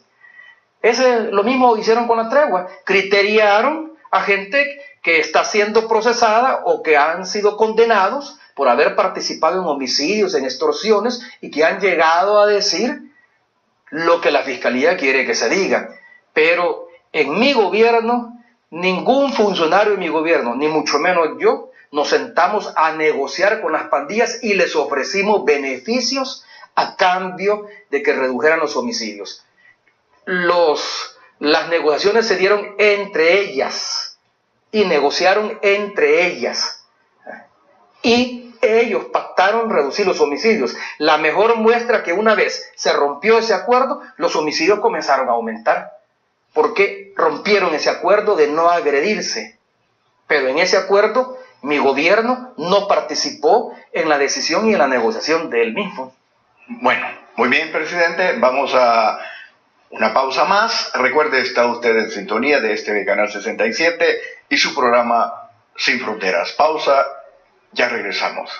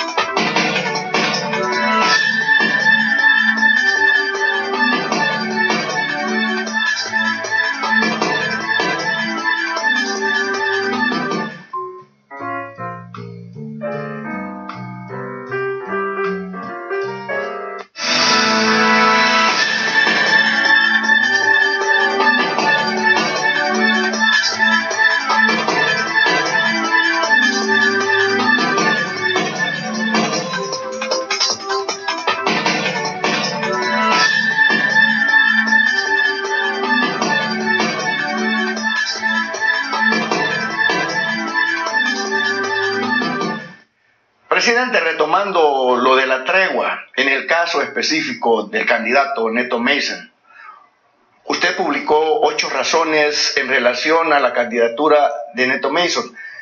Me llama la atención, ¿podría suceder, podría pasar el caso del exalcalde procesado, por cierto, de Apopa, en caso de que ganara Neto Mason? Bueno, yo no lo descartaría. Yo no lo descartaría cuando la gente votó por el exalcalde que ha sido no solo procesado, ha sido condenado. Ha sido condenado ya. Por una serie de delitos, siendo jefe edilicio porque tenía entre el personal del CAM, del Cuerpo de Agentes de Soyapango, tenía sicarios. Incluso le dio dinero a las pandillas, participó en extorsiones. Yo no estoy acusando a Ernesto Mason, porque no tengo suficientes elementos de juicio para hacerlo. En el caso de él, no le conozco a nivel personal, sé muy poco de su trayectoria. Lo que sé es lo que él ha hecho y que es visible en la Asamblea Legislativa, y lo que sé es lo que publicó el periódico digital El Faro, de la reunión con líderes de pandillas en Ilopango, y que está grabada. Pero o sea, no es invento mío. Pero usted también recientemente publicó en las redes 8 razones de por qué no confiar en... Bueno, pero esas razones no tienen que ver con el tema pandillas. Si usted me estaba preguntando por el caso de Apopa, puede pasar, perfectamente puede pasar. Ya tenemos ese antecedente dentro de las filas areneras, ya tenemos diputados que uno de sus seguridad personal era jefe de una clica en el municipio y en el departamento donde fue elegido este diputado. Ya tenemos el caso, repito, del exalcalde de Apopa, que en su momento ganó la alcaldía de Apopa y luego aparece contratando sicarios, teniendo relación con pandillas, con extorsiones. Pudiera pasar. Ahora, usted me recuerda, justamente, yo aquí tengo la publicación en Twitter y en Facebook que hice. ¿Por qué hablé de 8 razones? Porque me dediqué a investigar y tuve información, y a mí me llama la atención que Mason está ofreciendo en San Salvador proyectos que sus colegas diputados, o más bien que sus colegas de partido que forman parte del Consejo Municipal de la Alcaldía de San Salvador no han respaldado. Entonces uno puede preguntarse, bueno, ¿y por qué si su partido no respaldó esos proyectos, ahora viene Ernesto Mason a ofrecerlos? Mire, Mason, por ejemplo, está proponiendo la renovación de 60 canchas, pero su partido votó en contra de los 80 proyectos impulsados por la actual gestión edilicia en San Salvador, que mejoraron las canchas de San Salvador. Entonces, usted va a confiar en un candidato que ofrece 60 canchas, pero que sus concejales en la alcaldía de San Salvador, los concejales de Arena en la alcaldía de San Salvador, no han respaldado. Mason ha propuesto un sistema de cámaras para prevenir la violencia, pero Arena negó los votos para más de 30.000 nuevas luminarias que se colocarían en la actual gestión municipal. Mason señala que la seguridad ciudadana es prioridad, pero en nombre de Arena negoció con las pandillas y le ofreció la oportunidad a las pandillas de opinar sobre quién podía ser el próximo ministro de seguridad en caso de ganar la elección del 2014. Gracias a Dios que no ganó, porque entonces tendríamos en la presidencia del candidato de Arena, de ese entonces, el doctor Norman Quiano, tendríamos a un ministro nombrado por las pandillas y que por lo tanto responde a las pandillas. Así como los ministros en los gobiernos de Arena fueron nombrados por los grupos empresariales y terminaron respondiendo a los intereses de los grupos empresariales más importantes del país, lo mismo hubiera pasado si hubiera ganado Norman Quijano. Respondería el ministro de Seguridad a las pandillas, puesto que ellos fueron consultadas para nombrarlo. Promete Neto Mason la pavimentación de calles, pero él como diputado de Arena, porque él por último decir, bueno, yo no respondo por lo que hacen los concejales de mi partido en una alcaldía, pero él como diputado no votó para aprobar el programa de mejoramiento de caminos de comunidades a nivel nacional. Esto ocurrió en abril del 2017. Mason promete mejorar las calles, pero Arena, su partido, tampoco votó por la inversión de cerca de 4 millones en el plan de bacheo municipal actual. Mason realiza visitas casa por casa haciendo promesas como lo hizo en la comunidad Nuevo Israel, pero su partido Arena votó en contra de la renovación de centros de recreación en esta misma comunidad. Entonces yo pregunto, ¿se puede confiar en un candidato así? Y dos razones más. Mason dice que va a continuar con la renovación del centro histórico y va a invertir en inmuebles en abandono. Pero Arena en la actual gestión negó los votos para la mejora en infraestructura de 3 plazas históricas, el Teatro y el Palacio Nacional. Mason promete renovación y nuevos mercados, pero su partido Arena, en la alcaldía, en la actual gestión municipal, votó en contra de la inversión de más de $200,000 en el mercado Tinete. Entonces, esto es suficiente para decir, ¿y usted puede confiar en un candidato así? Que hace ofrecimientos de proyectos que sus compañeros de partido representados en el Consejo Municipal de San Salvador no apoyaron, sino que votaron en contra, o que él como diputado tampoco aprobó esos proyectos cuando estuvo en la Asamblea Legislativa. Mason se va a preocupar por las mujeres, pero quien no da los votos para la construcción del nuevo Ciudad Mujer en la Unión es el partido Arena. El FMLN da los votos, gana los votos, el PCN da los votos, pero sin los votos de Arena no se puede alcanzar los 56 diputados que se requieren como mayoría calificada para la aprobación y ratificación del préstamo. Entonces, ¿cómo le va a creer usted a un diputado que aspira a ser el alcalde de San Salvador? Mire, esto mismo se podría decir también para la fracción de Arena. ¿Usted le va a creer a los actuales candidatos del partido Arena después que han salido publicada la lista de los principales donantes? ¿Usted le va a creer que en la legislatura van a apoyar proyectos de beneficio popular si no tienen ninguna deuda con el pueblo? Si la deuda la tienen con los grupos empresariales que los han financiado, que les han financiado su campaña y que le han financiado sus decisiones en esta legislatura y en las legislaturas anteriores. ¿Por qué vamos a creer en los diputados de Arena o en los candidatos a diputados por Arena, puesto que la mayoría también busca su renovación en esta nueva legislatura, si cuando dominaron las decisiones en la Asamblea Legislativa aprobaron leyes que saquearon los bienes públicos, leyes que solo favorecieron a unos cuantos grupos empresariales en perjuicio de las grandes mayorías, leyes que empobrecieron más al país, préstamos que terminaron endeudando al país? Si la mayor parte del dinero que mi gobierno manejó se destinó en obra social, en mejora de infraestructura, pero también en pagar el servicio de la deuda que heredamos de gobiernos anteriores. Entonces, ¿usted le va a creer a diputados que dicen que van a trabajar por el pueblo si no lo han hecho en el pasado? ¿Le va a creer a aspirantes presidenciales que en el pasado no han trabajado por el pueblo? ¿Le va a creer ahora? Eso es lo que digo de Ernesto Mason y eso es lo que digo de los candidatos a diputados de Arena. Por eso es que yo inicié una campaña en las redes sociales con el hashtag "Por eso no voto por Arena". porque cuando Arena dominó la asamblea, aprobó leyes en beneficio de unos pequeños grupos empresariales y en perjuicio de la población. No quiso dar los votos para inversión social.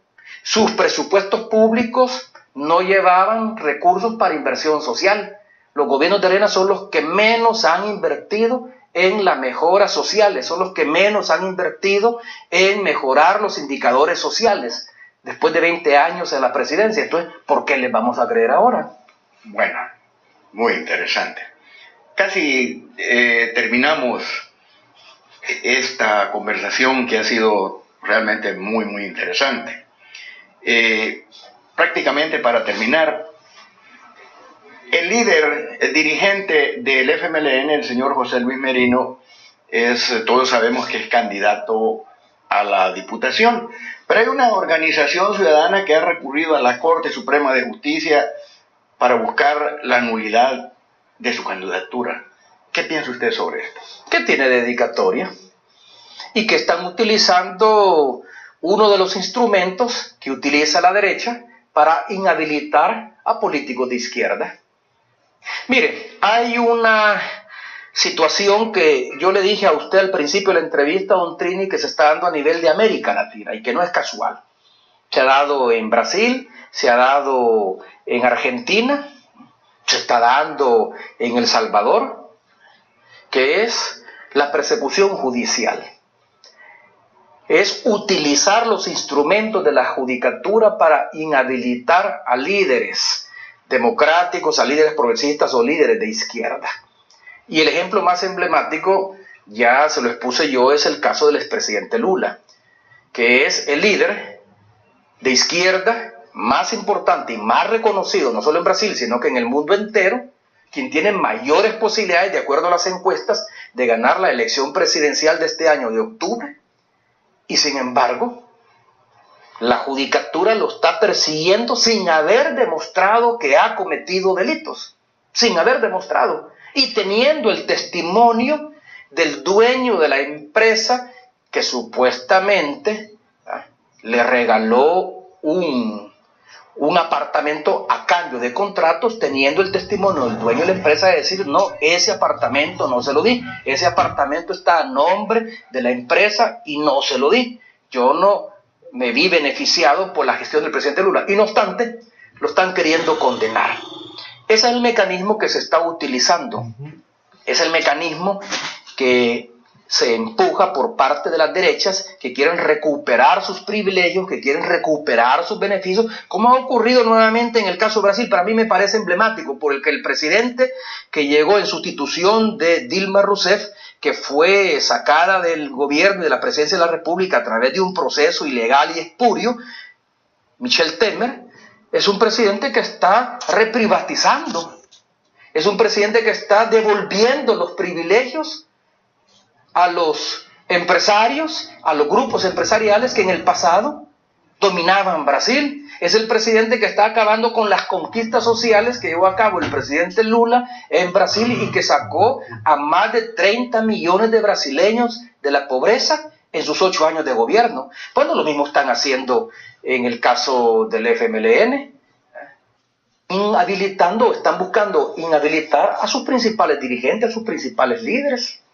Yo no soy dirigente ni líder del FMLN, pero sí fui el primer presidente de un gobierno del FMLN, que provocó cambios importantes en la manera de hacer política y en la manera de gestionar el aparato público, y que, como le he dicho, sentó en el banquillo de los acusados a dos figuras emblemáticas, al señor Guillermo Solbán y al expresidente Francisco Flores. Por lo menos dimos la información suficiente como para que se abrieran procesos judiciales. Ellos dijeron de que yo los estaba persiguiendo. Lo único que hicimos fue entregar información. Allá hay 152 casos que investigamos y que se los entregamos a la fiscalía, y hay algunos que no prosperan. Yo no entiendo por qué razón la fiscalía no inicia un proceso de extinción de dominio contra el Partido Arena si está demostrado, está en un proceso judicial que el cheque de $10 millones que recibió el expresidente Flores terminó en cuentas de Arena para financiar la campaña presidencial del 2004, aceptado por el presidente del Centro de Estudios Políticos, José Rodríguez Port, de la época, el señor Balzaretti, aceptado por el expresidente Cristiano y aceptado por el anterior presidente del COENA, el señor Jorge Velado. El mismo hijo del expresidente Flores, ya una vez fallecido, él grabó un video en Facebook donde dijo: el dinero de Taiwán está y siempre estuvo en Arena, con lo cual no solo está incriminando a Arena que el dinero fue a parar a cuentas de Arena, sino que de alguna manera está reconociendo que su padre cometió peculado porque desvió recursos públicos que la cooperación taiwanesa había dado para el terremoto del 2001 o para los dos terremotos del 2001 y fue a parar a una cuenta privada, la cuenta del partido Arena. ¿Por qué la Fiscalía no inicia un proceso de extinción de dominio o abre un expediente de investigación estando esas evidencias? ¿Por qué la Fiscalía no investiga el mal manejo que se hizo de casi 38 millones de dólares de FECEPE en tiempos en que la actual diputada fue vicepresidenta de la República, Ana Dilma de Escobar? ¿Por qué la Fiscalía no abre un expediente para investigar a todos los exfuncionarios que en el gobierno del presidente Saca recibieron bonificaciones, que es una manera decente de hablar de sobresueldos? ¿Por qué no lo hace? ¿Y por qué, en cambio, está queriendo abrir procesos en mi contra sin tener ninguna prueba? O, en este caso, la Sala de lo Constitucional, que es el otro instrumento utilizado por la derecha, seguramente va a admitir la demanda que se ha presentado en contra de el dirigente del FMLN, José Luis Merino, actual viceministro de Cooperación Internacional, que, entiendo yo, ha depositado su cargo y por lo tanto, aunque lo ostenta, no lo está ejerciendo. Yo entiendo que la prohibición es al ejercicio, no a ostentarlo. Porque si no, ¿cómo explica usted de que, por ejemplo, diputados o alcaldes participan en una elección presidencial y si no la ganan, regresan a ser alcaldes y regresan a ser diputados? Es decir, solo pidieron permiso. En todo caso, es un argumento constitucional que la sala lo tendrá que ventilar, pero que a mí no me cabe ninguna duda que si han recurrido a la sala para bloquear la candidatura de José Luis Merino, lo han hecho justamente para inhabilitarlo políticamente. Acuérdese, y esto no hay que pasar por alto, que los juicios civiles, como es mi caso, no solo implica una devolución al Estado del dinero que sin haberlo probado hay que devolver al Estado, sino que implica una inhabilitación por 10 años para el ejercicio de un cargo público, ya sea de designación, de nombramiento o de elección popular. Entonces, ¿qué es lo que estamos viviendo en El Salvador? Un proceso de persecución judicial en el cual la derecha oligárquica, Arena, utiliza dos instrumentos: la Sala de lo Constitucional y la Fiscalía General de la República. Por eso es muy importante esta nueva legislatura, porque esta nueva legislatura que va a resultar de este 4 de marzo es la que va a elegir en julio nuevos magistrados, 4 nuevos magistrados a la Sala de lo Constitucional, y va a elegir fiscal general de la República a finales de noviembre o principios de diciembre, que es cuando se le termina el plazo al actual fiscal general. Por eso es que es muy importante. Por eso es que no podemos permitir que al final lleguen diputados que en un acuerdo, en una alianza perversa, elijan magistrados y elija un fiscal general que sea instrumento de persecución política, instrumento para alcanzar sus intereses, instrumento para fortalecer su poder dentro del país. Por eso es que es muy importante esta elección. Bueno, se nos ha pasado el tiempo realmente rapidísimo y todavía nos quedan bastantes temas que poder abordar. Lastimosamente se nos acabó el tiempo. Los dejamos para otra ocasión. Si usted lo permite, le quiero, antes de cerrar el programa, quiero hacerle un par de preguntas quizá un poquito más puntuales, así rapidito, pero agradecerle que nos haya permitido a nosotros ser el primer medio, la primera estación televisora sin compromiso con nadie, que nos haya permitido venir acá a Nicaragua, a la capital, a Managua, y que nos haya dado la oportunidad de conversar con usted muy francamente. Voy a cerrar esta emisión de Sin Fronteras, presidente. Hay bastantes candidatos en todo el país, de diferentes partidos, pero tal como usted lo ha dicho, los partidos mayoritarios quizá merecen que les dediquemos un poquito de tiempo, como es el caso de del Arena y el Frente. Le pregunto así rapidito, de un par de ciudades, ¿cuál es el candidato preferido para usted? Vámonos a la perla del oriente del país, a San Miguel. ¿Cuál es su candidato favorito ahí preferido? ¿Will Salgado o Miguel Pérez? Pero mire, yo no voto en San Miguel. Nunca lo he votado, es decir, nunca he votado en ese municipio porque ni soy originario de ahí ni he residido ahí. Yo a Miguel lo conozco desde que estuve en mi gobierno y hizo un fabuloso papel por la juventud. Acuerde que fue el presidente de Injuve antes de ser candidato a la alcaldía de San Miguel en el 2015. Entiendo que ha hecho un excelente trabajo, diferente a lo que hizo el alcalde anterior durante 15 años.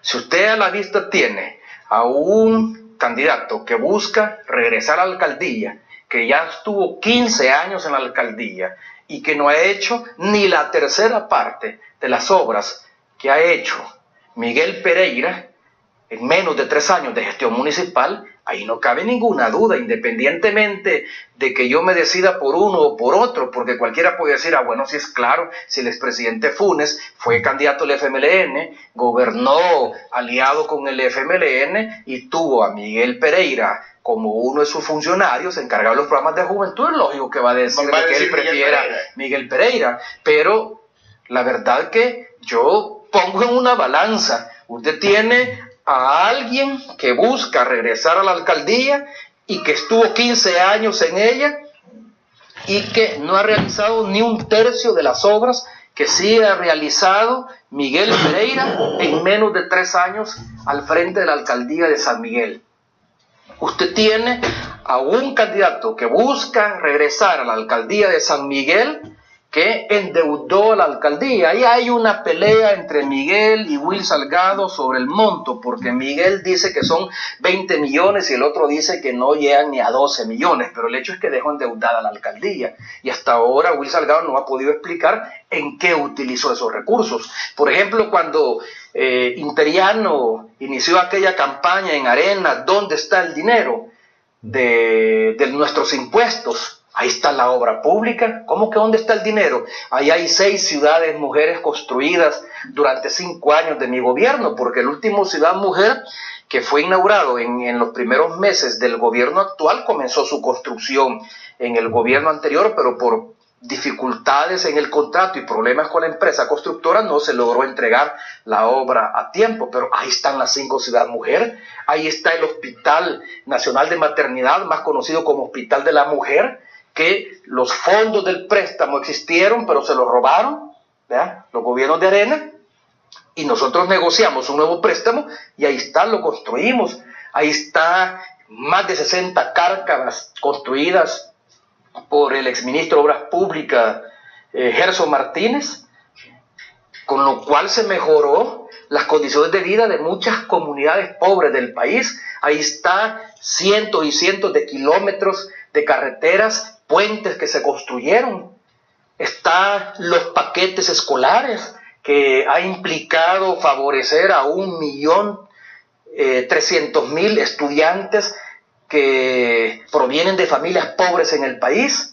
Ahí están también los subsidios que logramos mantener, como el subsidio al gas licuado, que en lugar de subsidiar a las empresas como se hacía antes, comenzamos a subsidiar a las familias que no pueden pagar el precio de mercado. Fíjense que el otro día a mí me dio risa que aparece este muchacho que fue periodista del Canal 6, Emilio Correa, diciendo de que en tiempos de Arena él pagaba $11 y ahora le tocó pagar el tambo de gas casi a $12. ¿Y que acaso él es subsidiado?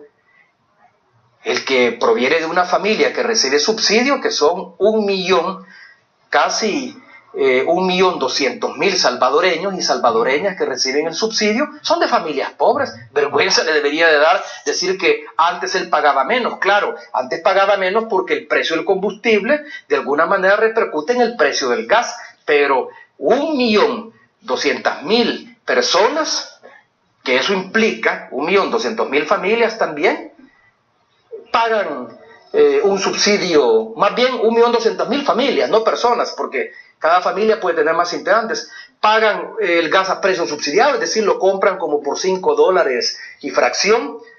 Ahí está el dinero. Tuvimos que destinar recursos al subsidio para mantener el subsidio al agua, para mantener el subsidio a la energía eléctrica, para mantener el subsidio al gas, para mantener el subsidio al transporte y que no se incrementaran los precios del transporte público de pasajeros. Tuvimos que destinar dinero para entregar paquetes escolares, dinero para el vaso de leche, dinero para la merienda escolar, dinero público para entregar paquetes agrícolas. Reactivamos la ganadería de leche, producto, el vaso de leche que el Ministerio de Educación y el Ministerio de Salud le compra a ganaderos locales. Reactivamos la pequeña y mediana empresa, sobre todo los artesanos que se dedicaban a la confección de calzado y a la confección de uniformes a través de los paquetes escolares. Ahí está el dinero. Ahí está el dinero. Ahora, ¿y dónde está el dinero de la deuda contraída por Arena? ¿Y dónde está el dinero de los proyectos públicos impulsados por Arena? ¿Dónde está el dinero? En los bolsillos de los grandes empresarios, que son los que se quedaron con los bienes públicos que fueron privatizados. Entonces, vea usted la diferencia. Con Arena, usted lo que se garantiza es que el dinero público vaya a parar a los bolsillos de los grandes empresarios, aunque sea un procedimiento o un negocio lícito, pero va a parar al bolsillo de los grandes empresarios. En el caso del FMLN, dominando la legislatura, teniendo diputados, construyendo una alianza que permita tomar decisiones en la Asamblea Legislativa, ese dinero va a parar a las familias pobres del país. Esa es la diferencia que los salvadoreños deben de sopesar y deben de tener presente en estas elecciones del 4 de marzo. Bueno, es que decidí preguntarle, presidente, porque no somos muchos los salvadoreños que hemos tenido la oportunidad de ser presidente de la República. Entonces, hay que reconocer que su experiencia, así como su capacidad de análisis, es grande. Bueno, le preguntaba de Oriente, de San Miguel, ¿qué está importante? No, y a mí me parece que es una ciudad importante porque, lo tengo que decir, pero cuando yo gané, y el FMLN también, la elección presidencial en el 2009, ese triunfo se lo debo fundamentalmente a Oriente, y sobre todo a San Miguel. Entonces yo creo que ahora es meritorio reconocer el trabajo que ha hecho en Oriente Miguel Pereira, y bueno, las encuestas lo están diciendo. Pues, yo también las encuestas le están dando una intención de voto mucho mayor que Will Salgado y que los otros candidatos. Yo también recuerdo que el presidente Duarte ganó precisamente por el oriente del país. En aquel momento, fue otro momento, pero yo recuerdo concretamente que el presidente Duarte ganó con la votación del oriente del país. Ya no le iba a preguntar, presidente, quién es su favorito de los candidatos en contienda, pero sí creo que es como una obligación preguntarle en nuestra capital, Ernesto Mason o Jacqueline Rivera. Bueno, yo ya lo he dicho y lo he publicado en las redes. Yo ya publiqué 8 razones por las cuales la población no puede confiar en Ernesto Mason y por las cuales la población no debe votar por Arena. Ahora me puede decir, bueno, ¿y entonces por quién votar? ¿Votar nulo? No. A mí eso me parece una tontería. Eso me parece producto de un acuerdo descabellado con la derecha para debilitar al FMLN. Votemos por una candidata, o los capitalinos tienen que votar por una candidata que demuestre competencia, como el caso de Jacqueline. Pues basta ver su trayectoria a lo largo de la legislatura. Bueno, comparemos, si es que ahí están 2 diputados enfrentándose, Ernesto Mason todavía sigue siendo diputado. Y Jacqueline también, ¿no? Y Jacqueline también, o sea, ambos son diputados. Ellos no han renunciado a su diputación porque ese es un cargo de elección popular. Ellos lo que han hecho es, han solicitado permiso para trabajar en sus 2 candidaturas y si resultan electos, entonces por supuesto que van a ser uno u otro, el ganador, pero ellos siguen siendo diputados. Compare usted la legislatura de uno con la legislatura de otro, compare usted el aporte que ha dado Jacqueline a través de iniciativas que ha promovido y el aporte que ha dado Neto Mason. ¿Qué iniciativas ha promovido en la Asamblea Legislativa? ¿Le conoce usted alguna iniciativa que haya promovido en la Asamblea Legislativa? No se le conoce ninguna. No se le conoce absolutamente ninguna. Por el contrario, se ha opuesto a decisiones que han sido de beneficio para la población. Entonces, los apoyos caen por su peso. Y la gente tiene que ver eso. ¿Quién es el alcalde o alcaldesa que el San Salvador necesita para que San Salvador siga mejorando? Ahí no cabe ninguna duda.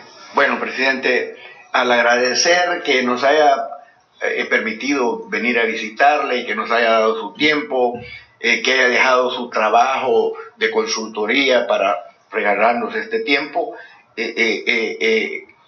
quiero tomarle la palabra. Me dice usted que podemos regresar en algún momento de algún tiempo y continuar con todos estos temas, con todas estas cuestiones que interesan mucho a los salvadoreños, tanto que viven dentro del país o fuera de nuestras fronteras patria. Muchísimas gracias, de veras ha sido un gran honor estar acá con usted en Managua, en Nicaragua, con su programa Sin Fronteras, a través de TV y los canales, todas las afiliadas que pues están pendientes siempre de nuestros trabajos y además que compartimos en un momento dado material periodístico o una entrevista tan interesante como en este caso particular. Muchísimas gracias, le agradezco, presidente, y quiero cederle finalmente la oportunidad de que envíe un mensaje a los salvadoreños.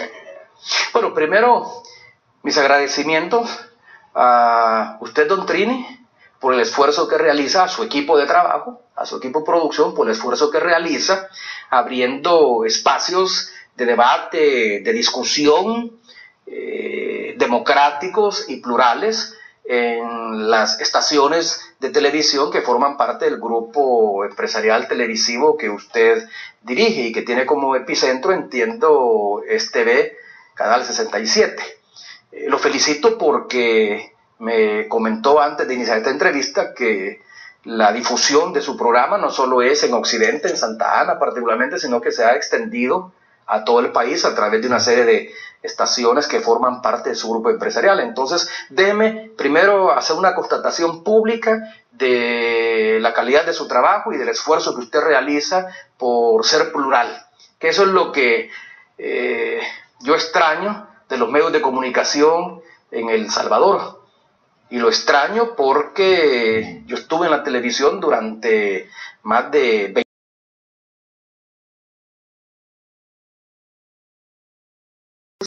se abrieran, fueran plurales, fueran democráticos, no solo se conociera un punto de vista, sino que se conocieran los diferentes puntos de vista en torno al acontecer nacional e internacional.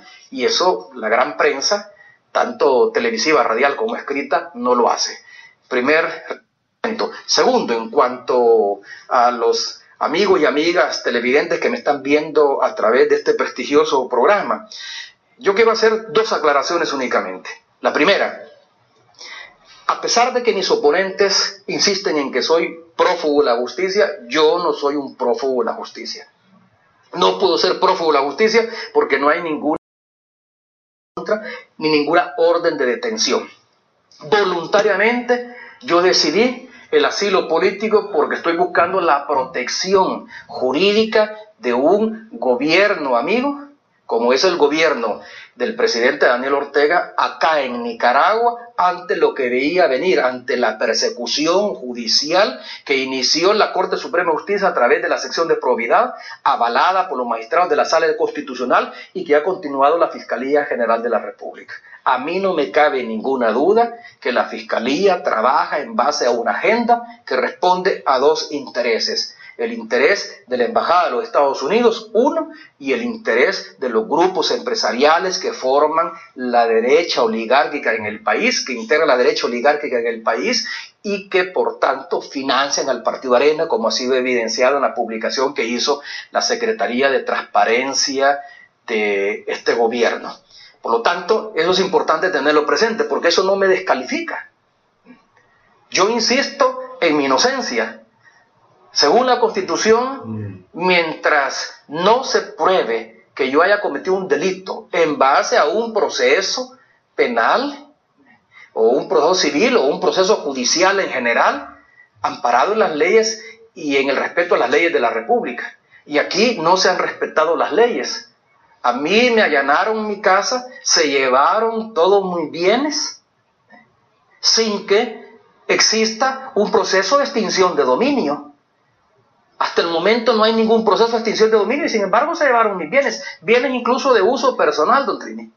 O sea, yo al venir acá a Nicaragua he tenido que comenzar a buscar y a comprar algunos bienes que había adquirido a lo largo de mi vida, no solo mientras estuve en la presidencia de la República, sino que a lo largo de mi vida, porque sencillamente la Fiscalía se los llevó. Bueno, desde ahí comienza la arbitrariedad. El hecho de que esté realizando una investigación penal en mi contra no significa que se va a llevar esos bienes, pero en todo caso, los tiene en calidad, yo diría, de decomiso, de secuestro. Pero hasta ahora no ha presentado ningún proceso. Yo tengo información que en los próximos días, probablemente pasadas las elecciones, podrían presentar una acusación penal en mi contra. ¿Basada en qué? En pruebas, en declaraciones de testigos criteriados. Y ya les dije mis reservas hacia el criterio de oportunidad que suele dar o con el que suele trabajar la Fiscalía General de la República. ¿Hay algún documento? ¿Hay alguna prueba fehaciente de que yo me he enriquecido ilícitamente? ¿O de que durante mi gobierno yo haya recibido sobornos de algún empresario o de empresas extranjeras? ¿Hay alguna evidencia de que yo favorecí licitaciones cuando yo no he tenido nada que ver en los procesos de licitación que han llevado a cabo por su cuenta los ministerios que formaban parte de mi gabinete de gobierno o las instituciones autónomas y descentralizadas del Estado? No hay absolutamente nada. Por eso es que yo comencé diciéndole cuando usted me preguntó, y agradezco la oportunidad para explicárselo a los amigos y amigas televidentes, a los salvadoreños y salvadoreñas que nos están acompañando, cuando usted me preguntó cómo vive en Nicaragua y de qué está viviendo. Vivo de los ingresos que genera una consultoría. Un periodista de acá, de Nicaragua, que trabaja en la prensa, y que esa entrevista la publicó, entiendo que el diario de hoy, salió cuestionando de que hasta ahora no se conoce a qué empresa o a qué institución le doy yo la consultoría, si no tengo por qué hacerlo público. ¿A cuenta de qué lo voy a hacer público? El día que me lo requiera una autoridad competente, entonces yo le puedo mandar copia del contrato y de los honorarios que recibo por mi trabajo de consultoría. ¿Y por qué va a extrañar que yo pueda tener capacidad de dar una consultoría si trabajé 25 años como periodista y fui presidente de la República? ¿Por qué va a extrañar? La mejor muestra es que la Fiscalía me ha investigado hasta debajo de los colchones, ha recurrido al sistema financiero nacional e internacional, no me han encontrado ninguna cuenta como a otros sí, no me han encontrado tampoco ningún soborno que yo haya recibido, no me han encontrado ninguna actuación ilícita, y mi patrimonio, que cada vez es menor, sobre todo ahora que mis bienes fueron confiscados por la Fiscalía, mi patrimonio tiene un claro origen lícito, como tuve la oportunidad de demostrarlo ante la Cámara Segunda de lo Civil. Y frente a eso, lo único que hizo la Fiscalía y la Cámara es decir que no aceptaban las pruebas de descargo, pero ellos no han podido demostrar que mi patrimonio es ilícito. Han presumido, es una presunción nada más de que el patrimonio no tiene un origen lícito, y sobre esa base fue que me condenaron en primera instancia. Pero la sentencia no está firme, por lo tanto yo no soy un condenado por enriquecimiento ilícito y mucho menos un prófugo. Y eso me interesa que la población lo sepa, porque una vez yo logre probar mi inocencia, una vez yo ya no siga siendo perseguido por instituciones como la Fiscalía o algunos magistrados de la Corte Suprema de Justicia que integran la Sala del Constitucional y que gracias a Dios en julio se van de la sala y por lo tanto del órgano judicial, una vez termine esa persecución, yo demuestre mi inocencia, yo estoy en toda la posibilidad de energía para volver al país y trabajar por el beneficio del país. Bueno, Muchísimas gracias, le agradezco muchísimo. Bueno, presidente, a usted, muchísimas gracias. Gracias por la oportunidad. Muy bien, amigos televidentes, muchísimas gracias.